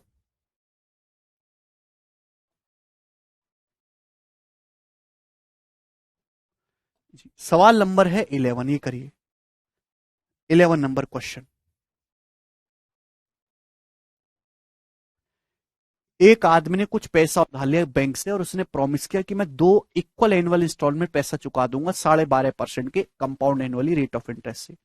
अगर टोटल इंटरेस्ट जो पे किया गया है आदमी के द्वारा वो 7,020 रुपए है, जो टोटल इंटरेस्ट पे किया गया है, तो पूछा है ईच इंस्टॉलमेंट की वैल्यू बताओ और टोटल उधार ली गई राशि। ब्याज की दर अगर 12.5% है, दैट मीन्स 1/8। तो आप 2 किस्तें देते हो मेरे प्यार में, 2 किस्तें ना एनुअली, तो पहली किस्त जो होगी 1/8, यानी कि मेरे दोस्तों 8 से 9, दूसरी किस्त होगी 8 स्क्वायर से 9 स्क्वायर, यानी कि 64 से 81। क्लियर है बात, समझ में आई, आप बोलोगे हाँ सर। इक्वल है, समान किस्तें हैं 2, आप बोलोगे हाँ सर, तो इसको भी 9 से गुणा कर लेते हैं, 9 नाम 81, 9 72, ठीक है। तो मैंने ईच इंस्टॉलमेंट की वैल्यू को सेम बना लिया, 81 और 81। कुल ब्याज 7,020 देना पड़ा, 72 से 81 कितना ब्याज है, 9 का ब्याज है, 64 से 81 कितना ब्याज, 17 ब्याज है। तो ब्याज टोटल कितना हो गया, 9 + 17 यानी कि 26, 26। क्लियर है ना, आप बोलोगे जी सर 26 का ब्याज है, जिसकी वैल्यू सवाल में 7,020 दे रखी है, कितने गुना मेरे दोस्तों, 26 दूनी 52, 18 बचेगा और 26 सत्ते 182, 270 टाइम 270 गुना, 270 गुना हो गया। तो आपसे कुल उधार ली गई राशि, कुल उधार सॉरी, आपसे ईच इंस्टॉलमेंट की वैल्यू पूछी है, ईच इंस्टॉलमेंट की वैल्यू 81, 81 की वैल्यू भी मेरे दोस्तों 270 गुना होगी, ठीक है भाई, 81 की वैल्यू 270 गुना होगी, ये ईच इंस्टॉलमेंट की वैल्यू आएगी मेरे प्यारे भाई, ठीक है ना। तो 729, 27 गुना 27, 729 का 3 गुना, 21,870 रुपीस, ये ईच इंस्टॉलमेंट की वैल्यू आ गई मेरे प्यारे भाई। इसको सभी बच्चे समझ पाएंगे, ईच इंस्टॉलमेंट, प्रत्येक किस्त। कुल उधार की राशि आपको निकालने की, कुल कितना पैसा उधार लिया, तो कुल पैसा उधार लिया है मेरे दोस्तों आपने, ये आपने टोटल उधार लिया 72 + 64, टोटल उधार लिया 6, 4 2 6 7 6 13, 136 आपने टोटल उधार लिया, 136 की वैल्यू आ जाएगी, 136 का 270 गुना करेंगे, यही आएगा 36,720। एक आदमी एक स्कूटर खरीदता है, कैश डाउन पेमेंट करता है वो 16,224 रुपए का, प्रॉमिस करता है कि दो वो ईयरली इंस्टॉलमेंट देगा इक्वलेंट अमाउंट की, of equivalent amount in next 2 years। जो इक्वलेंट अमाउंट है मेरे प्यारे भाई, किसके इक्वलेंट अमाउंट की बात कर रहा है ये, यानी कि 16,224 रुपए की ही बात कर रहा है। मेरे दोस्तों एक आदमी जो है क्या करता है, एक स्कूटर खरीदता है, कितने का, 16,224 रुपए कैश डाउन पेमेंट करता है और 16,224 रुपए की दो ईयरली इंस्टॉलमेंट बनवा लेता है। यदि rate of interest 4% per annum है तो आपसे पूछा स्कूटर की कैश वैल्यू क्या है, स्कूटर का नगद भुगतान, जवाब दीजिएगा। क्या आपने सवाल करने की कोशिश करी बच्चों? 4% की फ्रैक्शन वैल्यू होती है 1/25, ये होती है, तो मल्टीप्लाइंग फैक्टर क्या आएगा, 25 से 26। भाई एक साल में आपका पैसा 25 से 26 हो जाएगा, ये एक साल का मल्टीप्लाइंग फैक्टर है। 2 साल का कितना होगा, 25 स्क्वायर से 26 स्क्वायर, 625 से 676 हो जाएगा। आप बोलोगे हाँ जी सर, तो यहाँ पे सिम बना लेते हैं ना बच्चों, यहाँ 26 से गुणा कर लेते हैं, 26 गुणा 26 676, 25 की जब 26 में गुणा करेंगे तो कितना आएगा, 650, 650। आप बोलोगे हाँ जी सर बिल्कुल सही। तो मेरे प्यारे भाई ये बात तो एकदम ठीक है, अच्छी बात है, यहां तक कोई दिक्कत नहीं। तो मेरे दोस्तों ये भी 676 की किस्त है, ये भी 676 की किस्त है। आप बोलोगे हाँ जी सर है भाई। 16,224 तो कैश डाउन पेमेंट कर ली, बाकी 16,224 रुपए की दो इक्वलेंट इंस्टॉलमेंट और बनवा रहा है, देखिए दो किस्त और दे रहा है 16,224 रुपए की। तो 676 की वैल्यू अगर सवाल में 16,224 रुपए है, घर से पढ़ के आओ पूरा लेक्चर तभी समझ जाओगे। आप बताओ कितने गुना है, तो 676 दूनी चला जाएगा मेरे दोस्तों, और ये आपका चला जाएगा 4 बार, 24 गुना 24 टाइम्स। तो मेरे भाई ये बताओ कि आदमी ने कर्जा कितना लिया है, वॉट कर्जा हैव टेकन अवर आदमी। आदमी ने कर्जा लिया 650 प्लस 625, 1275 यूनिट का, 1275 का आदमी ने कर्जा लिया है, और 1275 यूनिट की वैल्यू है मेरे दोस्तों 24 गुना। बात समझ में आ गई? आप बोलोगे हाँ जी सर। ठीक है, 1200 की 24 में गुना करेंगे तो 28,800 आएगा, 12 गुना 24 288 होता है। 75 की जब 24 में गुणा करेंगे मेरे दोस्तों तो 75 दूनी 150, 1500, और 75 चौका 300, 1800 आएगा। 75 की जब 24 में गुणा करेंगे तो कितना आएगा, 1800, 1800। तो इनको जब मैं ऐड करता हूं 0 0 8 8 16 का 6 यहां से लेकर 8 1 9 10 की 0, 30,600 रुपए, यानी कि आदमी ने टोटल 30,600 रुपए का कर्जा लिया है, जिसको उसने दो किस्तों में लौटाया है मेरे प्यारे भाई, 16,224, 16,224 की। ठीक है भाई, आप बोलोगे हाँ जी सर बिल्कुल सही। ठीक है प्यारे बच्चे, आपसे पूछा है स्कूटर का नगद भुगतान क्या है, स्कूटर का नगद भुगतान। अगर स्कूटर का देखो, उसने कर्जा 30,600 रुपए का लिया और उसने कैश डाउन पेमेंट की थी 16,224 रुपए की। अगर आदमी को इंस्टेंट खरीदना हो, नगद में खरीदना हो, तो कितना पैसा पे करना होगा, 30,600 प्लस 16,224, यानी कहेगा 46,824 रुपए। सवाल का आंसर है 468254 स्कूटर का नगद प्राइस होगा। आप बोलोगे हाँ जी सर। इसके बाद हम पार्टनरशिप करेंगे, पार्टनरशिप के बाद मेरे प्यारे भाई टाइम एंड वर्क। 75 की 24 में गुणा करके 1800 आए, 75 की 20 में 1500, 75 की 4 में 300, 1500 और 300 1800 हो गया। तो 30,600 का कर्जा लिया, बट 16,224 की कैश डाउन पेमेंट करिए, मतलब स्कूटर का जो नगद प्राइस है दोनों कसम 46,824 रहा होगा। ये मेरे प्यारे भी आगे चलेंगे। नेक्स्ट और लास्ट क्वेश्चन है सीआई की इंस्टॉलमेंट का, फिर एसआई शुरू करेंगे। राजेश ने एक टेलीविजन खरीदा जिसका कॉस्ट 13,240 रुपए है ऑन द टर्म्स, इस टर्म पे खरीदा कि वो टू पे सम कैश डाउन पेमेंट, कि वो कुछ पैसे के तो कैश डाउन पेमेंट करेगा। फॉलोड बाई, फॉलो होगा 2794 at the end of first year, first year के एंड में 2794 देगा, सेकेंड ईयर के एंड में 6292 रुपए देगा, और थर्ड ईयर के एंड में मेरे दोस्तों वो 1331 रुपए देगा थर्ड ईयर के एंड में। अगर इंटरेस्ट 10% पर एनम का चार्ज किया जा रहा है तो आपसे पूछा है बच्चों कैश डाउन पेमेंट नगद भुगतान कितना है, जवाब दीजिएगा। देखो मेरे प्यार भी, राजेश ने एक टेलीविजन खरीदा, टेलीविजन की कीमत है 13,240, है ना, 13,240 रुपए दो, टेलीविजन ले जाओ। लेकिन क्या किया उसने, उसके लिए कुछ कैश डाउन पेमेंट किया, ठीक है ना, कैश डाउन पेमेंट किया। आप बोलोगे हाँ जी सर, एक साथ टीवी नहीं खरीदा, बेचारा मेरी तरह गरीब है, कुछ उसने कैश डाउन पेमेंट किया, बाकी की उसने किस्त बंधवा ली। पहली किस्त देगा मेरे दोस्तों 1 साल के बाद। कितने रुपए की किस्त देगा 1 साल के बाद? 2794 रुपए की, 2794 रुपए की किस्त देगा 1 साल के बाद। दूसरी किस्त देगा इसके भी 1 साल के बाद, सेकेंड ईयर में। कितने रुपए की किस्त देगा? 6292 रुपीज की, 6292 रुपीज की। तीसरी किस्त देगा इसके भी 1 साल के बाद, जो कितने रुपए की होगी मेरे दोस्तों? 1331 रुपए की होगी। तीसरी किस्त इसके 1 साल बाद देगा, 1331 रुपीज की होगी। आप बोलोगे जी सर ब्याज की दर 10%। तो ये जो किस्तें दे रहा है हर साल अलग अलग है, ये कितने कर्जे के चुकाने के लिए दे रहा है किस्त, क्या आप नहीं निकाल सकते? बेटो ब्याज की दर अगर 10% है, 1/10, तो मल्टीप्लाइंग फैक्टर 1 साल का 10 से 11 है मेरे दोस्तों। भाई 10 का क्यूब 11 का क्यूब आप जानते ही मेरे दोस्तों। मैं ये कह सकता हूं कि 3 साल बाद, 1 2 3 साल बाद उसने 1331 रुपए चुकाए बच्चों। 3 साल के बाद चुकाए हैं कि नहीं चुकाए? आप बोलोगे हाँ सर चुकाए तो हैं। भाई 3 साल का मल्टीप्लाइंग फैक्टर कितना है मेरे दोस्तों? 10 का क्यूब रेशियो 11 का क्यूब। यानी कि अगर आज उसने 1000 रुपए उधार लिए, 1 साल का मल्टीप्लाइंग फैक्टर 10/11, 3 साल का हो गए। आज अगर उसने 1000 रुपए उधार लिए तो 3 साल बाद 1331 रुपए चुकाएगा। 1331 की वैल्यू 1331 है, तो 1000 की वैल्यू है 1000। यानी कि 1331 जो उसने 3 साल बाद चुकाए, क्यों चुकाए? कि आज उसने 1000 रुपए का कर्जा लिया है। तो 1331 3 साल बाद ना देके अगर आज के आज जमा करता तो केवल 1000 रुपए ही देना पड़ता, 1000 ही देना पड़ता। आप बोलोगे हाँ जी सर बिल्कुल सही, 1000 रुपीज ही हमको पे करना पड़ता। उसने 2 साल के बाद 6292 रुपी चुकाए, 2 साल के बाद। सुनो, 1 साल का मल्टीप्लाइंग फैक्टर 10/11, 2 साल का मल्टीप्लाइंग फैक्टर होगा 100/121। अगर आज उसने 100 रुपए उधार लें तो 2 साल बाद 121 चुकाना होगा।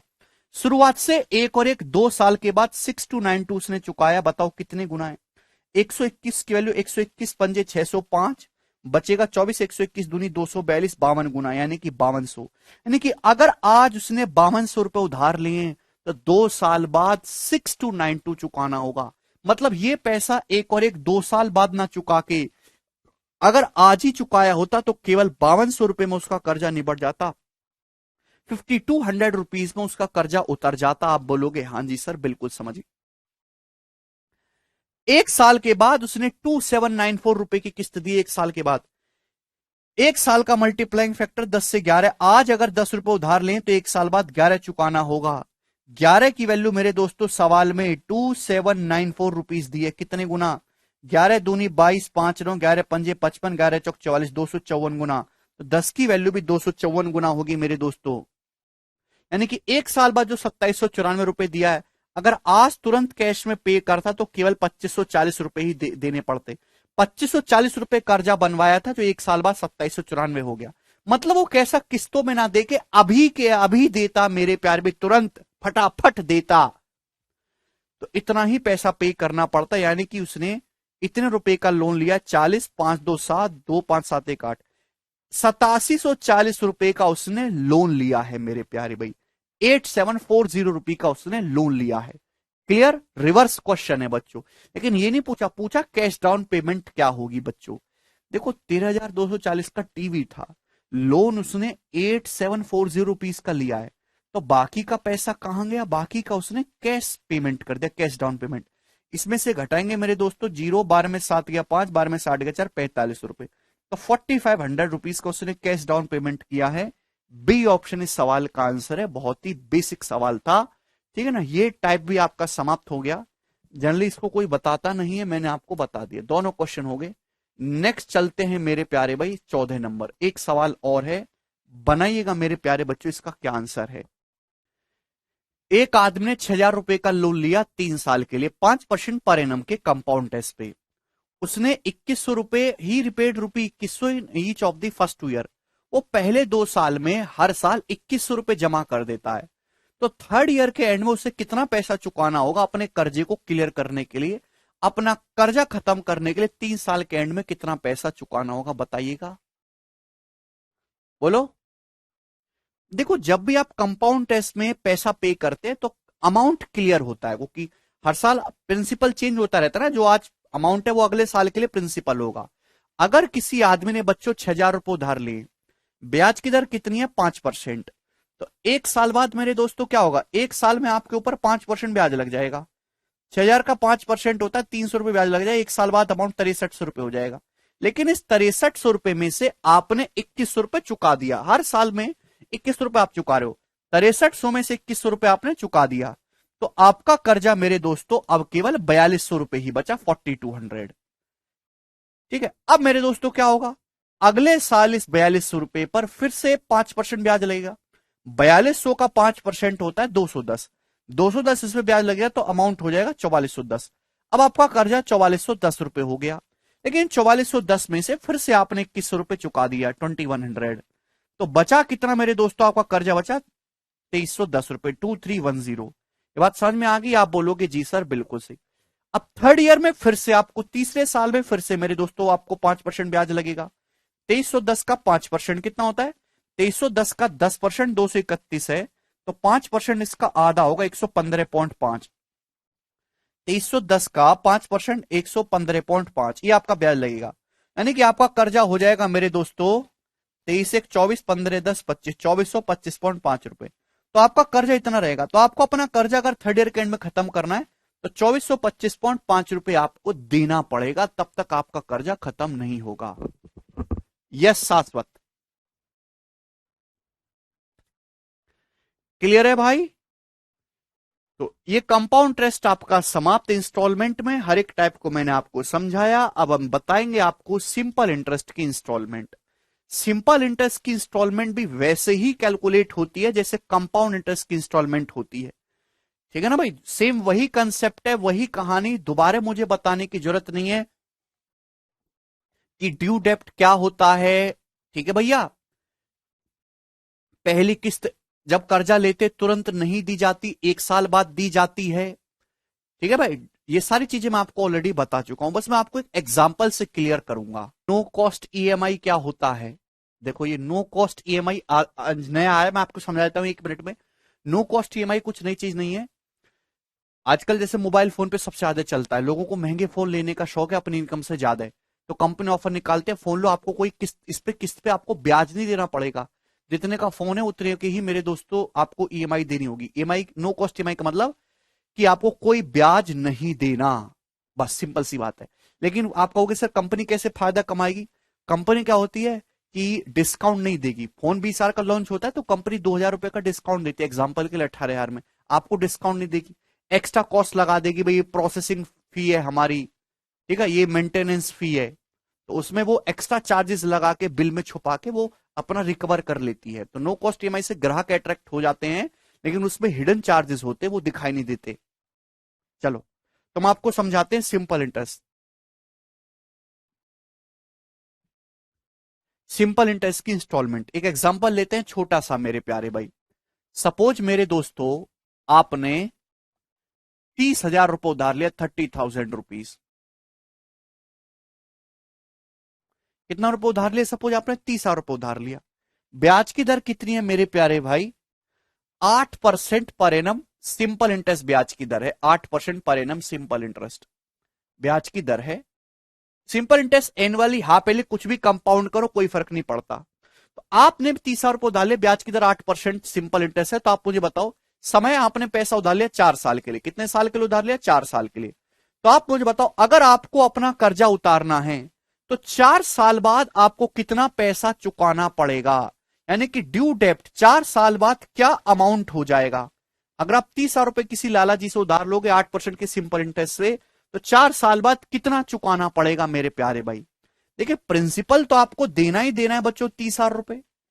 अगर 1 साल का ब्याज भाई 8% है, 8%, तो 4 साल का ब्याज 32% होगा ना, 1 साल में 8% ब्याज, 4 साल में 32%, तो 30,000 रुपए का 32% आपको ब्याज चुकाना होगा 9600 रुपए, 9600 रुपीज।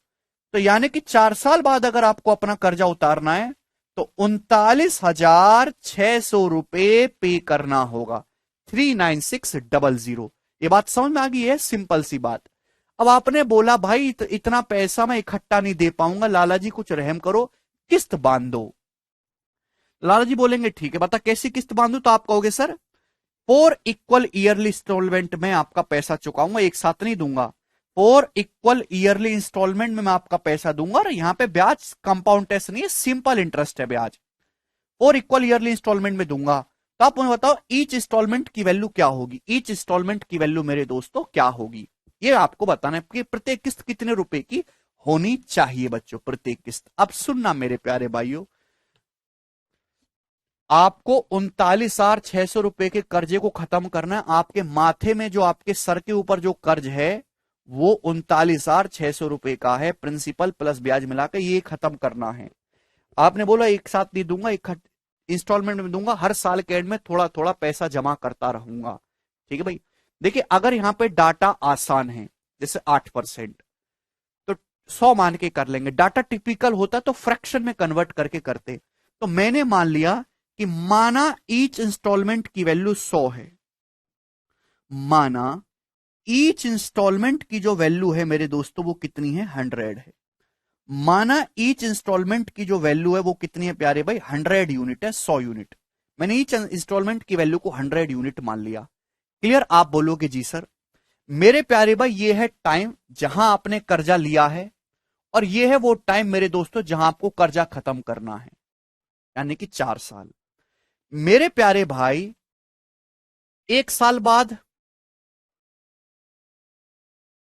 फिर उसके 1 साल बाद, फिर उसके 1 साल बाद, और आखिरी के 1 साल बाद।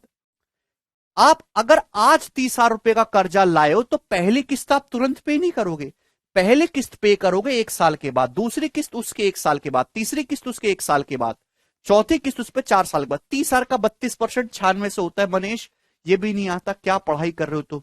जैसे ही आप आखिरी किस्त पे करते हो कर्जा खत्म हो जाता है। सुनो मेरे प्यारे भाई, ब्याज की दर कितनी है बच्चों, 8%। ब्याज की दर कितनी, 8%। आप बोलोगे हाँ जी सर।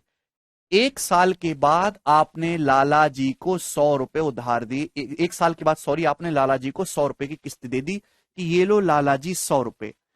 ध्यान सुनना, आपने लाला जी से 30,000 रुपए का कर्जा लिया,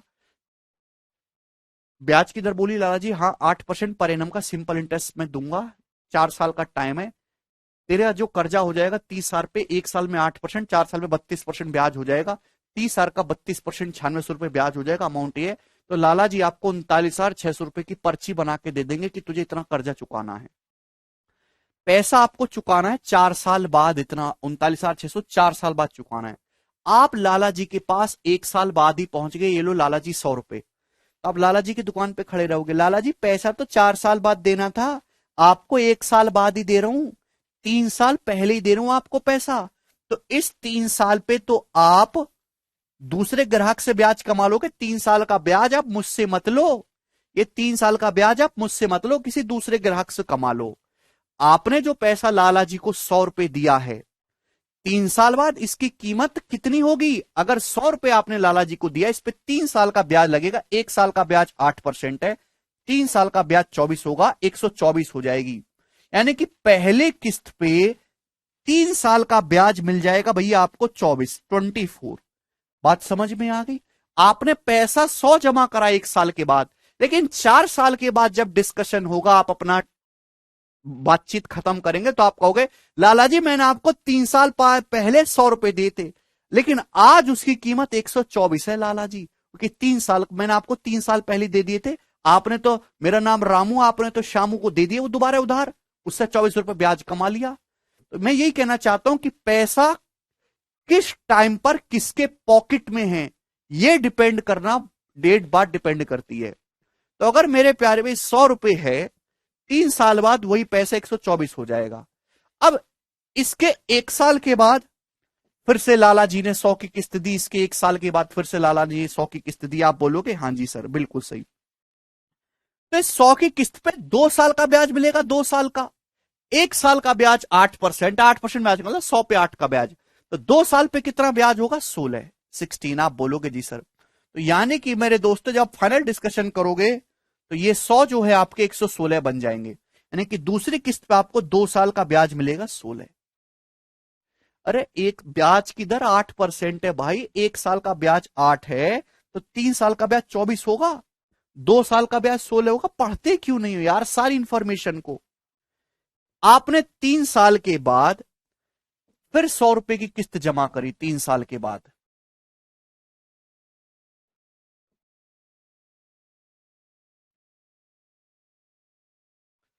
थर्ड ईयर के एंड में फिर से आपने 100 रुपए किस्त जमा करी। आप बोलोगे जी सर, तो ये पैसा लाला जी को आपको 4 साल के एंड में कर्जा खत्म होना था, आप तीसरे साल के एंड में 100 का नोट लेके पहुंच गए, लो लाला जी 100 रुपए, तो इस पे 1 साल का ब्याज लगेगा कि नहीं? आप बोलोगे हाँ सर, इस पे 1 साल का ब्याज लगेगा 8, तो 100 रुपए 1 साल बाद 108 हो जाएंगे। आप बोलोगे हाँ जी सर। तो जो 100 रुपए है मेरे प्यारे भाई, थर्ड ईयर के एंड में आपने 100 रुपए की किस्त जी जमा करी, इस पे आपको 1 साल का ब्याज मिलेगा 8। आप बोलोगे हाँ जी सर, कोई प्रॉब्लम नहीं। जिसको नहीं समझ में आया वो रट लो, इससे ज्यादा एक्सप्लेन नहीं किया जा सकता, 99% बालक रट ही रहे हैं। ठीक है भाई। फिर आप चौथी किस्त पे करते हो मेरे दोस्तों 4 साल में, चौथी किस्त पे करते हो 4 साल के एंड में। जैसे ही आप चौथी किस्त देते हो कर्जा खत्म हो जाता है, यानी कि चौथी किस्त पे कोई ब्याज नहीं मिलता। आपने चौथी किस्त जमा करी मेरे दोस्तों 100 रुपीज की, चौथी किस्त आपने जैसी दी आपका कर्जा खत्म हो गया, उस पर कोई ब्याज आपको नहीं मिलता, इंस्टेंट आपका कर्जा खत्म हो जाता है, तो चौथी किस्त पे कोई ब्याज नहीं मिलता। तो आपने समय लिया था मेरे दोस्तों 4 साल, तो पहली किस्त पे 3 साल का ब्याज मिल रहा है, दूसरी किस्त पे 2 साल का ब्याज मिल रहा है, तीसरी किस्त पे 1 साल का ब्याज मिल रहा है, भाई चौथी किस्त पे कोई ब्याज नहीं मिलेगा। तो मेरे दोस्तों आपने पैसा तो 100 100 100 100 400 आपने पैसा तो मेरे दोस्तों 100 100 100 करके 400 ही जमा किया है, लेकिन लाला जी के बही खाते में पैसा हो कितना जाएगा? 16 8 24 24 24 48, 448 यूनिट, 448 यूनिट हो जाएगा मेरे दोस्तों, 448 यूनिट। आप बोलोगे हाँ जी सर बिल्कुल सही समझ गया। आपने पैसा तो 100 100 100 की 4 ही किस्तें दी हैं, लेकिन जब आप 4 साल बाद फाइनल डिस्कशन करोगे तो आप ये कहोगे लाला जी मैंने आपको ना 3 साल पहले 100 दिए थे, आज वो 124 बन चुके, मैंने आपको 2 साल पहले 100 दिए थे, आज वो 116 बन चुके, लाला जी मैंने आपको 1 साल पहले 100 दिया था, आज वो 108 बन चुका है, लाला जी मैं आपको ये 100 रुपए दे रहा हूं, ये तो 100 ही है, मुझे कुछ नहीं चाहिए, मेरा कर्जा उतारो खत्म करो। तो यानी कि कुल मिला के आपने 100 की 4 किस्त दी है, लेकिन कर्जा मेरे प्यारे भाई आपने उतारा है 448 के बराबर। तो 448 का आपने कर्जा उतारा है, 100 की 4 ही किस्तें दी हैं। कर्जा आपके ऊपर है कितना? 39,600 रुपए का। तो 448 की वैल्यू 39,600 रुपए की है, आपके ऊपर पर्ची कितनी बना के दी थी उन्होंने? 39,600 की। तो 448 की वैल्यू 39,600 है, तो ईच इंस्टॉलमेंट की वैल्यू आपको निकालें, 1 यूनिट की वैल्यू होगी, 1 यूनिट की वैल्यू होगी 39,600 बटे 448। 100 यूनिट की वैल्यू आपसे पूछे मल्टीप्लाई बाई 100, आप बोलोगे हाँ जी सर। तो ईच इंस्टॉलमेंट की वैल्यू ये आएगी मेरे प्यारे भाई। यहां से इसको कैलकुलेट करो जरा, कितना आ रहा है? 39,600 डिवाइडेड बाई 448 इंटू 100, 8839 रुपीज।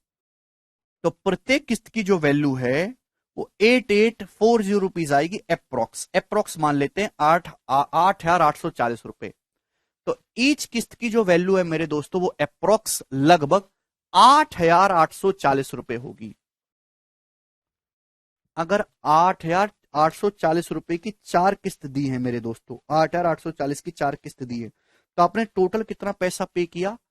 अभी 8,840 की 4 किस्त हैं, तो आपने टोटल पैसा जो पे किया 8,840 का 4 गुना, 35,360 रुपए मेरे दोस्तों आपने पे किया। 35,360 रुपए आपने लाला जी को जमा किया केवल, यानी कि आपने लाला जी को ब्याज 30,000 रुपए उधार लिया था, 35,360 रुपए चुकाना पड़ा, केवल 5,360 रुपए ही आप पे ब्याज लगा।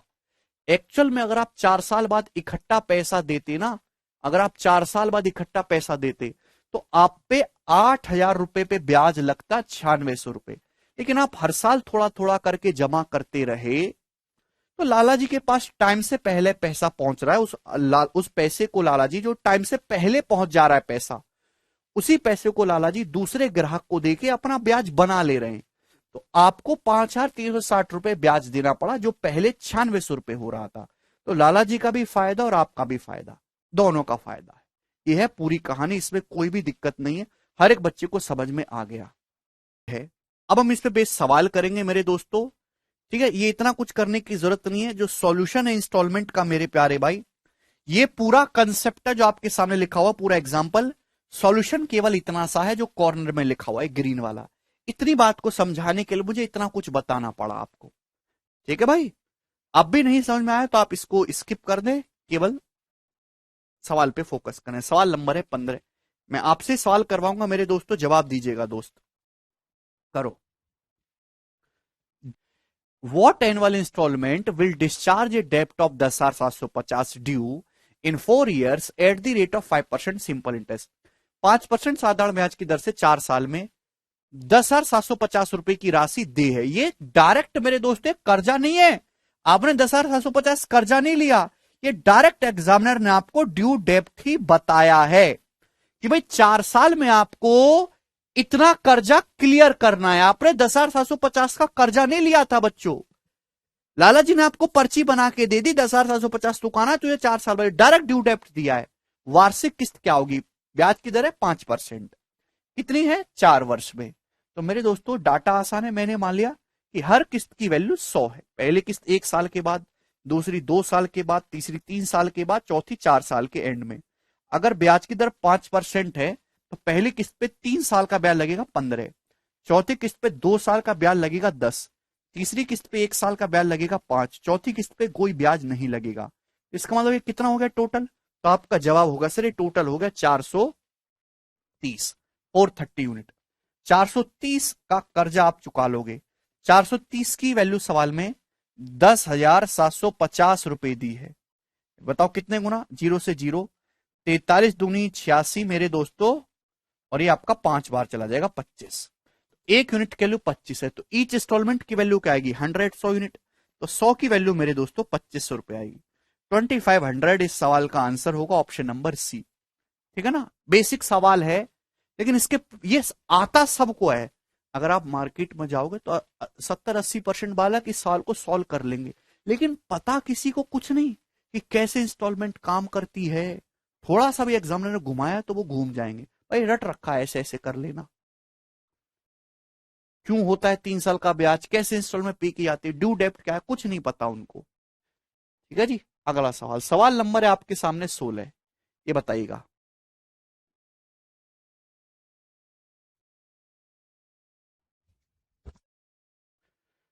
जल्दी से बताइए। अब थोड़ा सा कैलकुलेटिव सवाल आने लगे हैं इंस्टॉलमेंट के, आपको प्रीवियस में बहुत सवाल मिल जाएंगे, थोड़े ज्यादा कैलकुलेटिव हैं। 32,400 रुपए चुकाने हैं आपको 6 साल के बाद। यदि 6 इक्वल इंस्टॉलमेंट में आपको देने, तो आपसे पूछा ईच इंस्टॉलमेंट की वैल्यू क्या होगी। अगर ब्याज की दर rate of interest 8% per annum है, ब्याज की दर 8% पर एनम है, डाटा आसान है। मैंने ये मान लिया मेरे दोस्तों कि ईच इंस्टॉलमेंट 100 की है, 100 की। इंस्टॉलमेंट कितनी है मेरे दोस्तों, 100 की है, 100 की है प्रत्येक इंस्टॉलमेंट। आप बोलोगे हाँ सर, ब्याज की दर 8%, आपको 6 साल बाद 32,400 रुपए देने हैं। ये आपका ड्यू डेप्ट डायरेक्ट बताया, अगर ड्यू डेप्ट ना बताया हो तो पहले आपको ड्यू डेप्ट निकालना होगा, ठीक है भाई।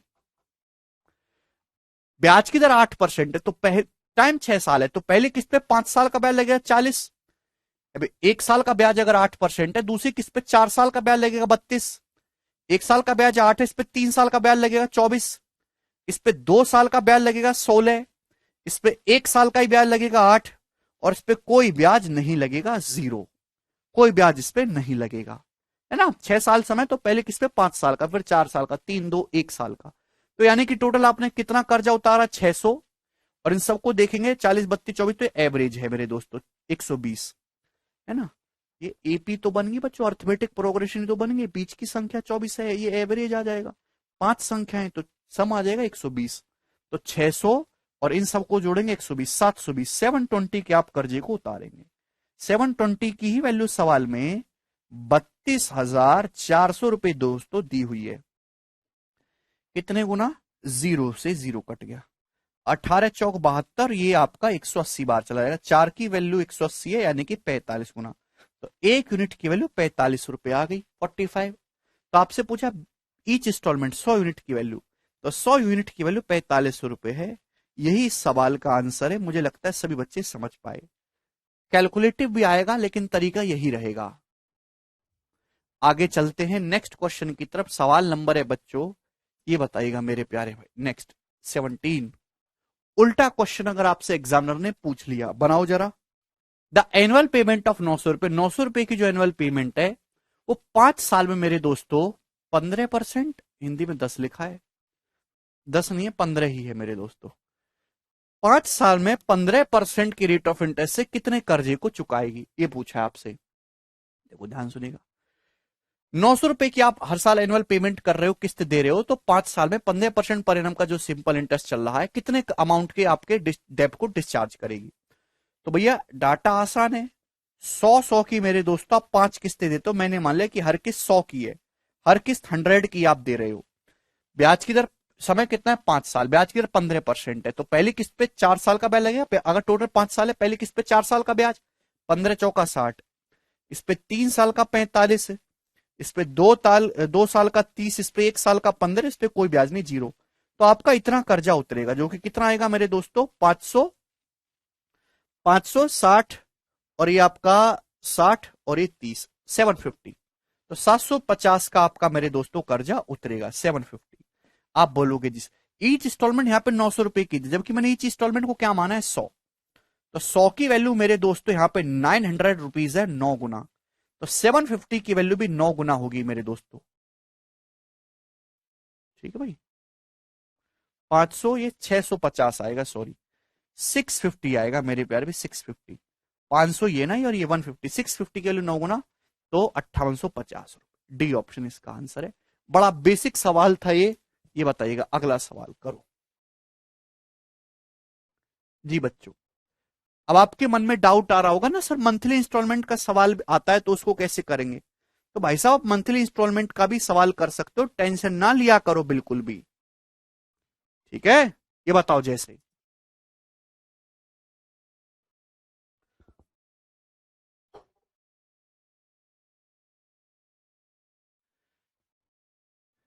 एक आर्टिकल अवेलेबल है 2500 रुपए कैश या फिर 520 रुपए कैश डाउन पेमेंट, जिसको फॉलो करेंगी 4 equal monthly instalment, rate of interest 25% पर एनम है।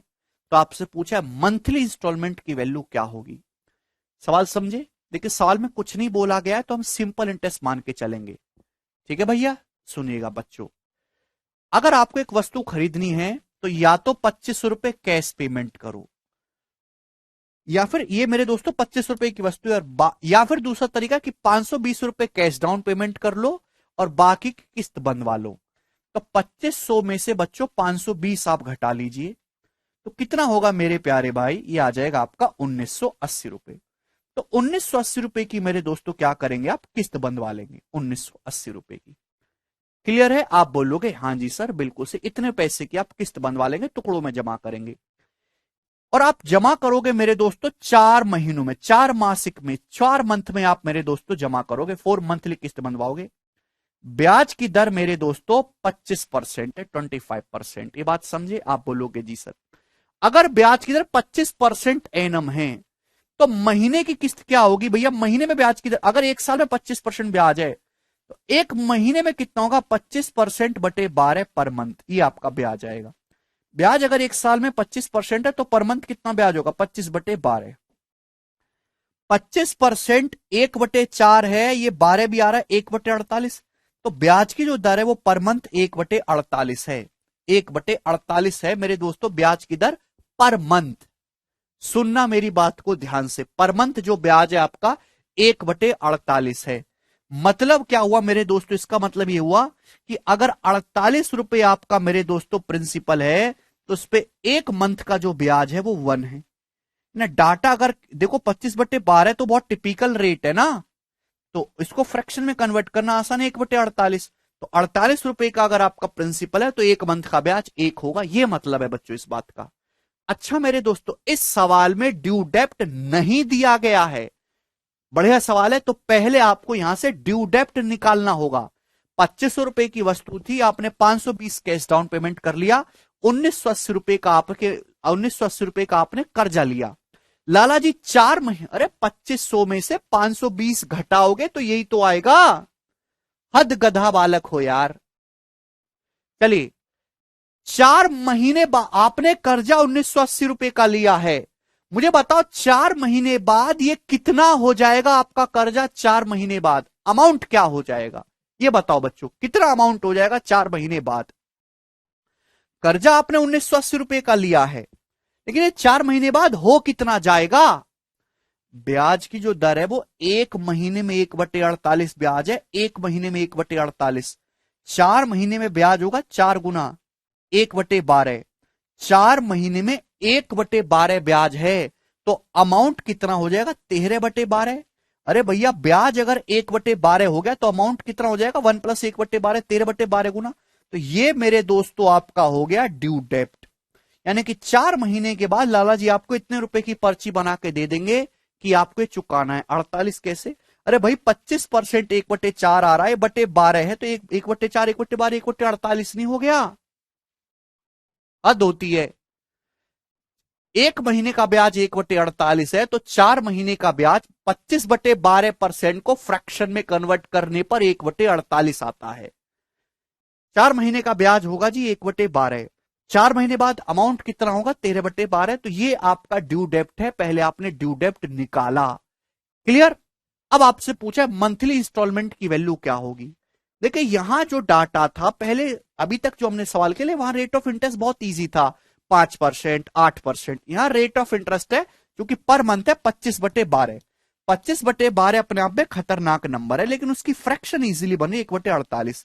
तो यहां पे मैं जो सवाल सॉल्व करूंगा, इंस्टॉलमेंट को 100 नहीं मानूंगा, 48 मानूंगा।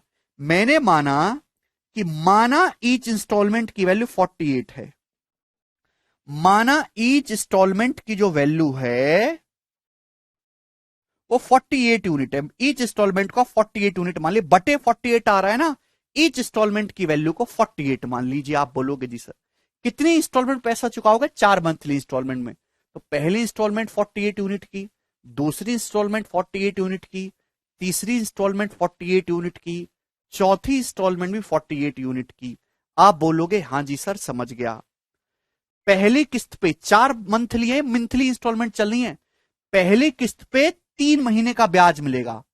दूसरी, भैया ये देखो ना, 4 मंथली इंस्टॉलमेंट दे रहे हो, पहली 1 महीने के बाद, दूसरी 1 महीने के बाद, तीसरी उसके 1 महीने के बाद, चौथी उसके 1 महीने के बाद।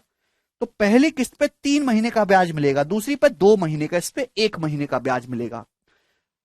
ब्याज की जो दर है 25/12% पर मंथ है, यानी कि 1/48। 48 पर 1 महीने का ब्याज 1 है, 1 महीने का ब्याज 1 है, तो 3 महीने का ब्याज कितना होगा? 3 होगा। 2 महीने का ब्याज कितना होगा? 2 होगा। इस पे 1 महीने का ब्याज 1 होगा। चौथी किस्त पे कोई ब्याज नहीं मिलेगा, 0 ब्याज आपको मिलेगा, 0। आप बोलोगे जी सर बिल्कुल सही। हाँ जी रजत, रेट ऑफ इंटरेस्ट की परिभाषा पढ़ के आओ, शुरू से आप देखो CISI के पहला लेक्चर। 48 पे 3 महीने का ब्याज, बेटा ब्याज की दर 25/12% है, फ्रैक्शन में 1/48। 1/48 ब्याज की दर है, मतलब क्या है कि 48 रुपए पर 1 महीने का ब्याज 1 है, पर मंथ है ब्याज की दर। 3 महीने का ब्याज 3 होगा, 2 महीने का ब्याज 2, 1 महीने का ब्याज 1, 0 महीने का कोई ब्याज नहीं है, इस पे 0। तो आप कितना कर्जा उतारोगे भाई? 48 चौका 192, 3 2 5 1 6, 198 यूनिट। अब 198 यूनिट का कर्जा यहां से उतार दोगे। 48 चौका 192 6, 198। आप कर्जा उतार रहे हो मेरे दोस्तों इतना, 198 यूनिट की वैल्यू सवाल में आपको ये दिए, बताओ कितने गुना? तो आप कहोगे सर 198 से 10 बार जा रहा है ये, 130/12 गुना 130/12। आप बोलोगे हाँ जी सर। 1 यूनिट की वैल्यू 130/12 रुपए, 1 यूनिट की वैल्यू। तो आपसे पूछा मासिक किस्त बताओ, मंथली इंस्टॉलमेंट। तो मंथली इंस्टॉलमेंट 48 यूनिट, तो 48 यूनिट की वैल्यू क्या आएगी भाई? 48 गुणा 130/12 रुपए। आप बोलोगे हाँ जी सर। यहां तक किसी बच्चे को कोई समस्या नहीं है। 12 चौक 48, 13 चौका 52, 520 रुपए सवाल का आंसर है। ऑप्शन नंबर यहां से ए करेक्ट है। A scooty can be bought for 30,000 rupees in cash or 9,400 in cash down, cash advance payment, followed by 4 monthly installment। Monthly instalment, या तो 30,000 रुपए नगद दो स्कूटी ले आओ, या 9400 रुपए की कैश पेमेंट करो और बाकी की 4 मंथली इंस्टॉलमेंट बनवा लो। तो आपसे पूछा ईच इंस्टॉलमेंट की वैल्यू क्या होगी, 15% पर एनम का सिंपल इंटरेस्ट है। बताओ बच्चों, ऑप्शंस आपके सामने है भाई। 30,000 रुपए में से 9400 रुपए तो आपने कैश डाउन पेमेंट कर लिए, तो आपने कर्जा कितने का लिया, जब आप घटाओगे तो ये आएगा मेरे दोस्तों 20,600 रुपए का। 20,600 रुपए का मेरे दोस्तों आपने कर्जा लिया है, बिल्कुल सही, कोई दिक्कत नहीं। ब्याज जो है एक साल में 15%, आप मंथली किस्त बनवा लो तो मंथली कितना ब्याज है, 15/12%। एक साल में 12 महीने होते हैं, 12 महीने में 15% ब्याज है, एक महीने में होगा 15/12% पर मंथ, ये आपका ब्याज आ गया।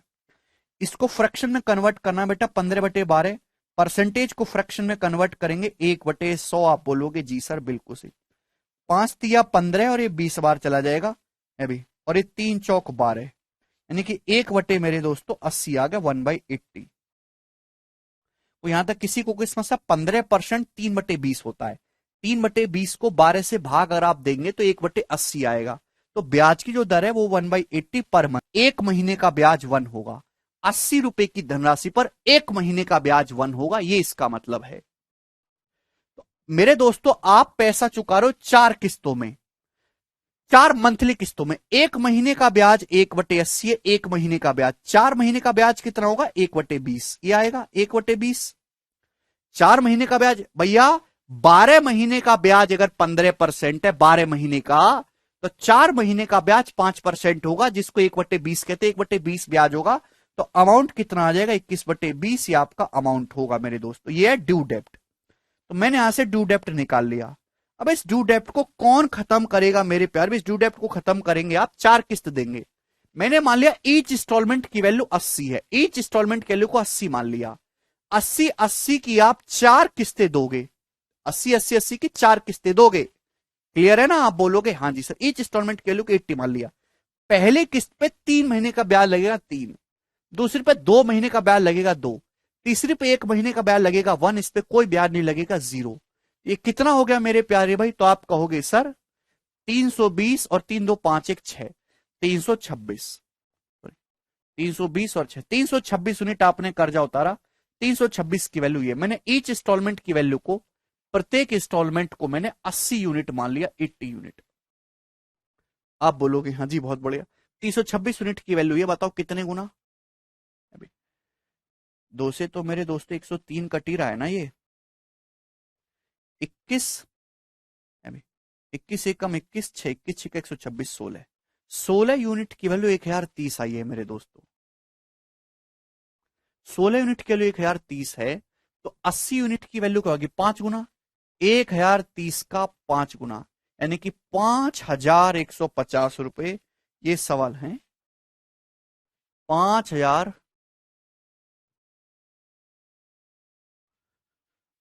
21 एकम 21,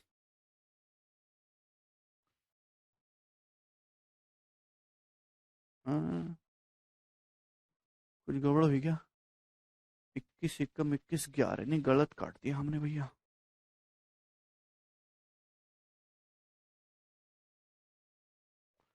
ठीक है भाई, 20 से मेरे दोस्तों ये आपका चला जाएगा 0 से 0 103 बार, 3 8 चौक 32, 320 और 6 326 हो रहा है, 103 बार जाएगा मेरे प्यारे भाई ये। और 326 की वैल्यू आ रही है, 103 से तो कट ही नहीं रहा है, प्राइम नंबर है, 21 से भी नहीं कट रहा। आंसर यहां से अप्रोक्स आ रहा है मेरे दोस्तों, 326 यूनिट की वैल्यू आ रही है भाई ये। अमाउंट निकाला है बेटा रोहित, अमाउंट, आंसर लगभग है,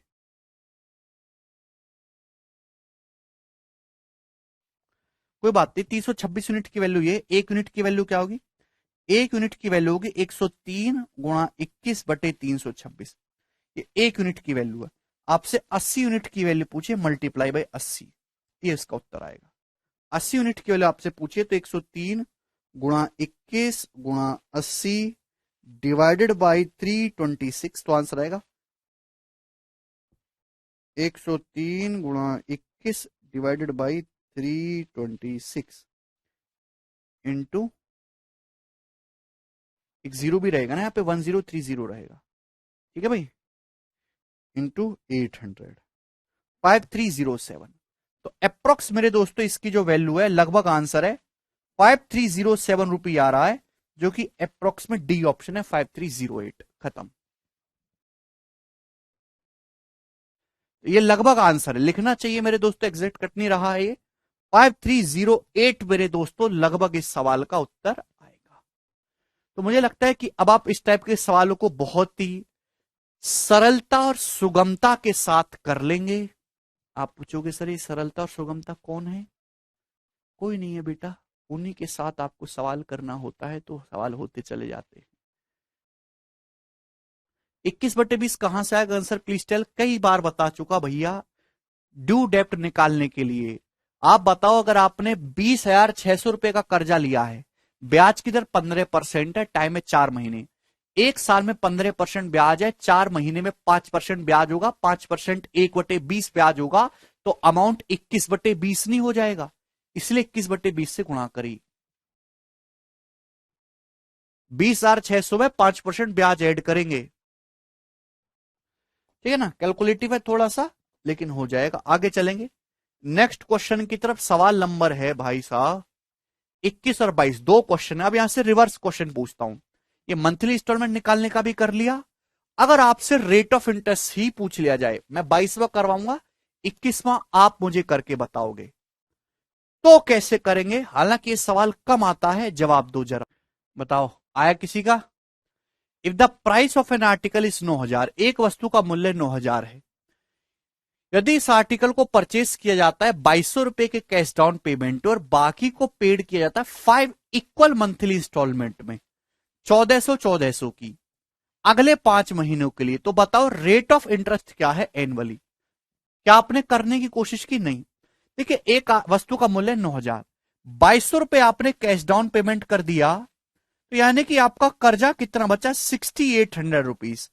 तो 6800 रुपीज का मेरे दोस्तों आपके माथे पे कर्जा आ गया, सिर पे। इसी कर्जे को आप चुकाते हो, और इस कर्जे को चुकाने के लिए आप 1400 रुपए की 5 मंथली किस्त जमा करते हो, ठीक है ना। आप एक बात बताओ, आपके भैया 6800 रुपए का मेरे प्यारे भाई आपके ऊपर कर्जा आया, 1400 की 5 किस्त दी, यानी कि आपने पैसा कितना पे किया? 1400 की 5 किस्त दोगे 7,000 रुपए पे किया। कर्जा 6800 था, पे आपने 7,000 रुपए किया है, 200 रुपए फालतू। तो 200 रुपए मेरे दोस्तों क्या है आपका? ब्याज हो गया कि नहीं? आप बोलोगे हाँ जी सर, यही 200 रुपए जो है ब्याज है। बिल्कुल सही बात है सर, 200 रुपए ही तो ब्याज है, ठीक है, यस सर नो। अब मेरे दोस्तों ध्यान सुनिएगा, भैया 9,000 का सामान था, 2200 रुपए का आपने कैश डाउन पेमेंट कर दिया, तो 68 रुपए का कर्जा है। तो इस 6800 रुपए पर 1 महीने का ब्याज लगेगा। ध्यान सुनिएगा, इस 6800 रुपए पर 1 महीने का ब्याज लगेगा। 1 महीने का? आप बोलोगे हाँ जी सर। 1 महीने के बाद आपने 1400 रुपए चुका दिया, 6800 में से 1400 रुपए चुका दोगे, बचा कितना? 5400 रुपए। अब आपका कर्जा केवल 5400 रुपए बचा। 5400 रुपए पर 1 महीने का ब्याज लगेगा। आप बोलोगे हाँ जी सर। फिर उसके 1 महीने के बाद आप 1400 रुपए और चुका दोगे, 5400 में से 1400 चुका दोगे, बचा 4,000। अब केवल 4,000 रुपए पर 1 महीने का ब्याज लगेगा। आप बोलोगे हाँ सर।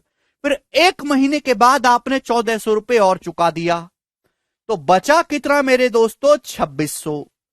तो यानी कि 2600 रुपए पर 1 महीने का ब्याज लगेगा।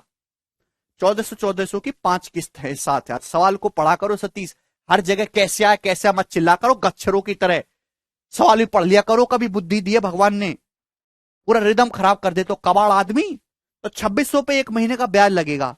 फिर 1 महीने बाद फिर से 1400 रुपए दे दिया, तो 2600 में से 1400 रुपए दे देंगे 1200 रुपए। अब 1200 रुपए पर 1 महीने का ब्याज लगेगा। अब आखिरी किस्त आप दोगे 1400 रुपए की। अब आपका कर्जा 1200 है, 1200 रुपए आपका कर्जा है, आप आखिरी किस्त दोगे 1400 की। बोलोगे लाला जी से, लाला जी कर्जा खत्म। 1200 कर्जा था, आपने आखिरी किस्त 1400 की दी, यानी कि 200 रुपए फालतू दिए, वही 200 रुपए आपका ब्याज है। ये भी देख सकते हैं। जिसको ना समझ में आए वो ये देखो कि भाई एक आपने कर्जा लिया, 1 महीने के बाद आप 6800 चुकाओगे, 6800 पे एक महीने तक ब्याज लगेगा। आपके माथे पे कितना कर्जा है? 6800 रुपए कर्जा है। एक महीने पर 6800 ब्याज लगेगा। एक महीने बाद आप जो है 1400 चुका दोगे तो अब 5400 आपका कर्जा रहेगा। 5400 पे एक महीने का ब्याज लगे। मैंने आपको बताया कि सिंपल इंटरेस्ट में प्रिंसिपल माइनस होता है। फिर एक महीने बाद फिर से 1400 चुका दिया, बचा 4000 पे एक महीने ब्याज लगेगा। फिर एक महीने बाद फिर से 1400 चुका दिया, 2600 पे एक महीने ब्याज लगेगा। एक महीने बाद फिर 1400 चुका दिया, 1200 पे एक महीने का ब्याज लगेगा। फिर आखिरी किस्त जब आप दोगे 1400 की, तुरंत आपका कर्जा रफा दफा होगा। कर्जा आखिरी किस्त से पहले 1200 था, 1200 पे एक महीने का ब्याज दोगे, 1200 पे एक महीने का ब्याज लगेगा। आखिरी किस्त दोगे 1400 की, 200 रुपए फालतू दे रहे हो तो आपका 200 रुपए ब्याज है। तो मैं कह सकता हूं इन सबको ऐड कर लो, जोड़ लो। आप बोलोगे जी सर कितना आएगा जोड़ने पर? तो ये आएगा मेरे दोस्तों सब अर्थमेटिक प्रोग्रेशन में। बीच वाला नंबर 4000 ही एवरेज है, 4000 पंजे 20,000। तो यानी कि मैं कह सकता हूं 20,000 रुपए पर ये एक महीने का ब्याज लगा है। अरे 20,000 रुपए पर एक महीने का ब्याज लगा, 6800 पे एक महीने का ब्याज प्लस 5400 पे एक महीने का ब्याज, 4000 पे एक महीने का ब्याज, 2600 पे एक महीने का ब्याज, 1200 पे एक महीने का ब्याज। टोटल ऐड करूंगा तो 20,000 रुपए पर एक महीने का ब्याज 200 रुपए है। अगर 20,000 रुपए पर एक महीने का ब्याज 200 रुपए, 200 रुपीज, तो 20,000 रुपए का एक कितना परसेंट होता है? 201%। यानी कि एक महीने का ब्याज 1% है, तो ईयरली कितना ब्याज होगा? 12% पर एनम। सी ऑप्शन इस सवाल का आंसर है, इसमें कुछ भी दिक्कत नहीं है। अरे भाई 1400 रुपए की 5 किस्त दी है राकेश, तो आपने कितना पैसा दिया है? 7,000 रुपए। कर्जा आपके ऊपर 6800 था, 7,000 रुपए आपने जमा किया, तो 200 रुपए फालतू, यही तो आपका ब्याज होगा। 68 रुपए आपका कर्जा था, आप हर महीने 1400 रुपए की किस्त दे रहे हो, तो 6800 पर एक महीने का ब्याज लगेगा। एक महीने के बाद आपने 1400 रुपए दे दिया, बचा 5400। 5400 पे एक महीने का ब्याज लगेगा। फिर एक महीने बाद 1400 रुपए दे दिए, 4000। 4000 पे एक महीने का ब्याज लगेगा। फिर एक महीने के बाद 1400 रुपए दे दिए, 2600। 2600 पे एक महीने का ब्याज लगेगा। फिर एक महीने बाद 1400 दे दिए, 1200 पे एक महीने का ब्याज लगेगा। आखिरी, अब आपका कर्जा 1200, आखिरी किस्त दोगे 1400 की। कर्जा 1200 था, 1400 की आखिरी किस्त दी, तो 200 रुपए फालतू दिया ना, तो 200 रुपए आपने एक्स्ट्रा दिया, वही आपका ब्याज है। पहाड़ में जाओ तुम। तो टोटल हम देखेंगे ये ऐड करने पर आया 20,000। तो 20,000 रुपए पर एक महीने का ब्याज 200 रुपए है, जो कि 1% होता है। 12 महीने का कितना होगा? 12% पर एनम। ठीक है। और ये आखिरी टाइप था, इतना इंपॉर्टेंट नहीं है, ये कभी कभार आता है। एक क्वेश्चन मैंने आपको बताया, कठिन वाला मैंने आपको करवा दिया है। ये क्वेश्चन है मेरे प्यारे भाई, जो कि आया है इस साल के प्री में, 2022 प्री में। इसको आप खुद से ट्राई करना,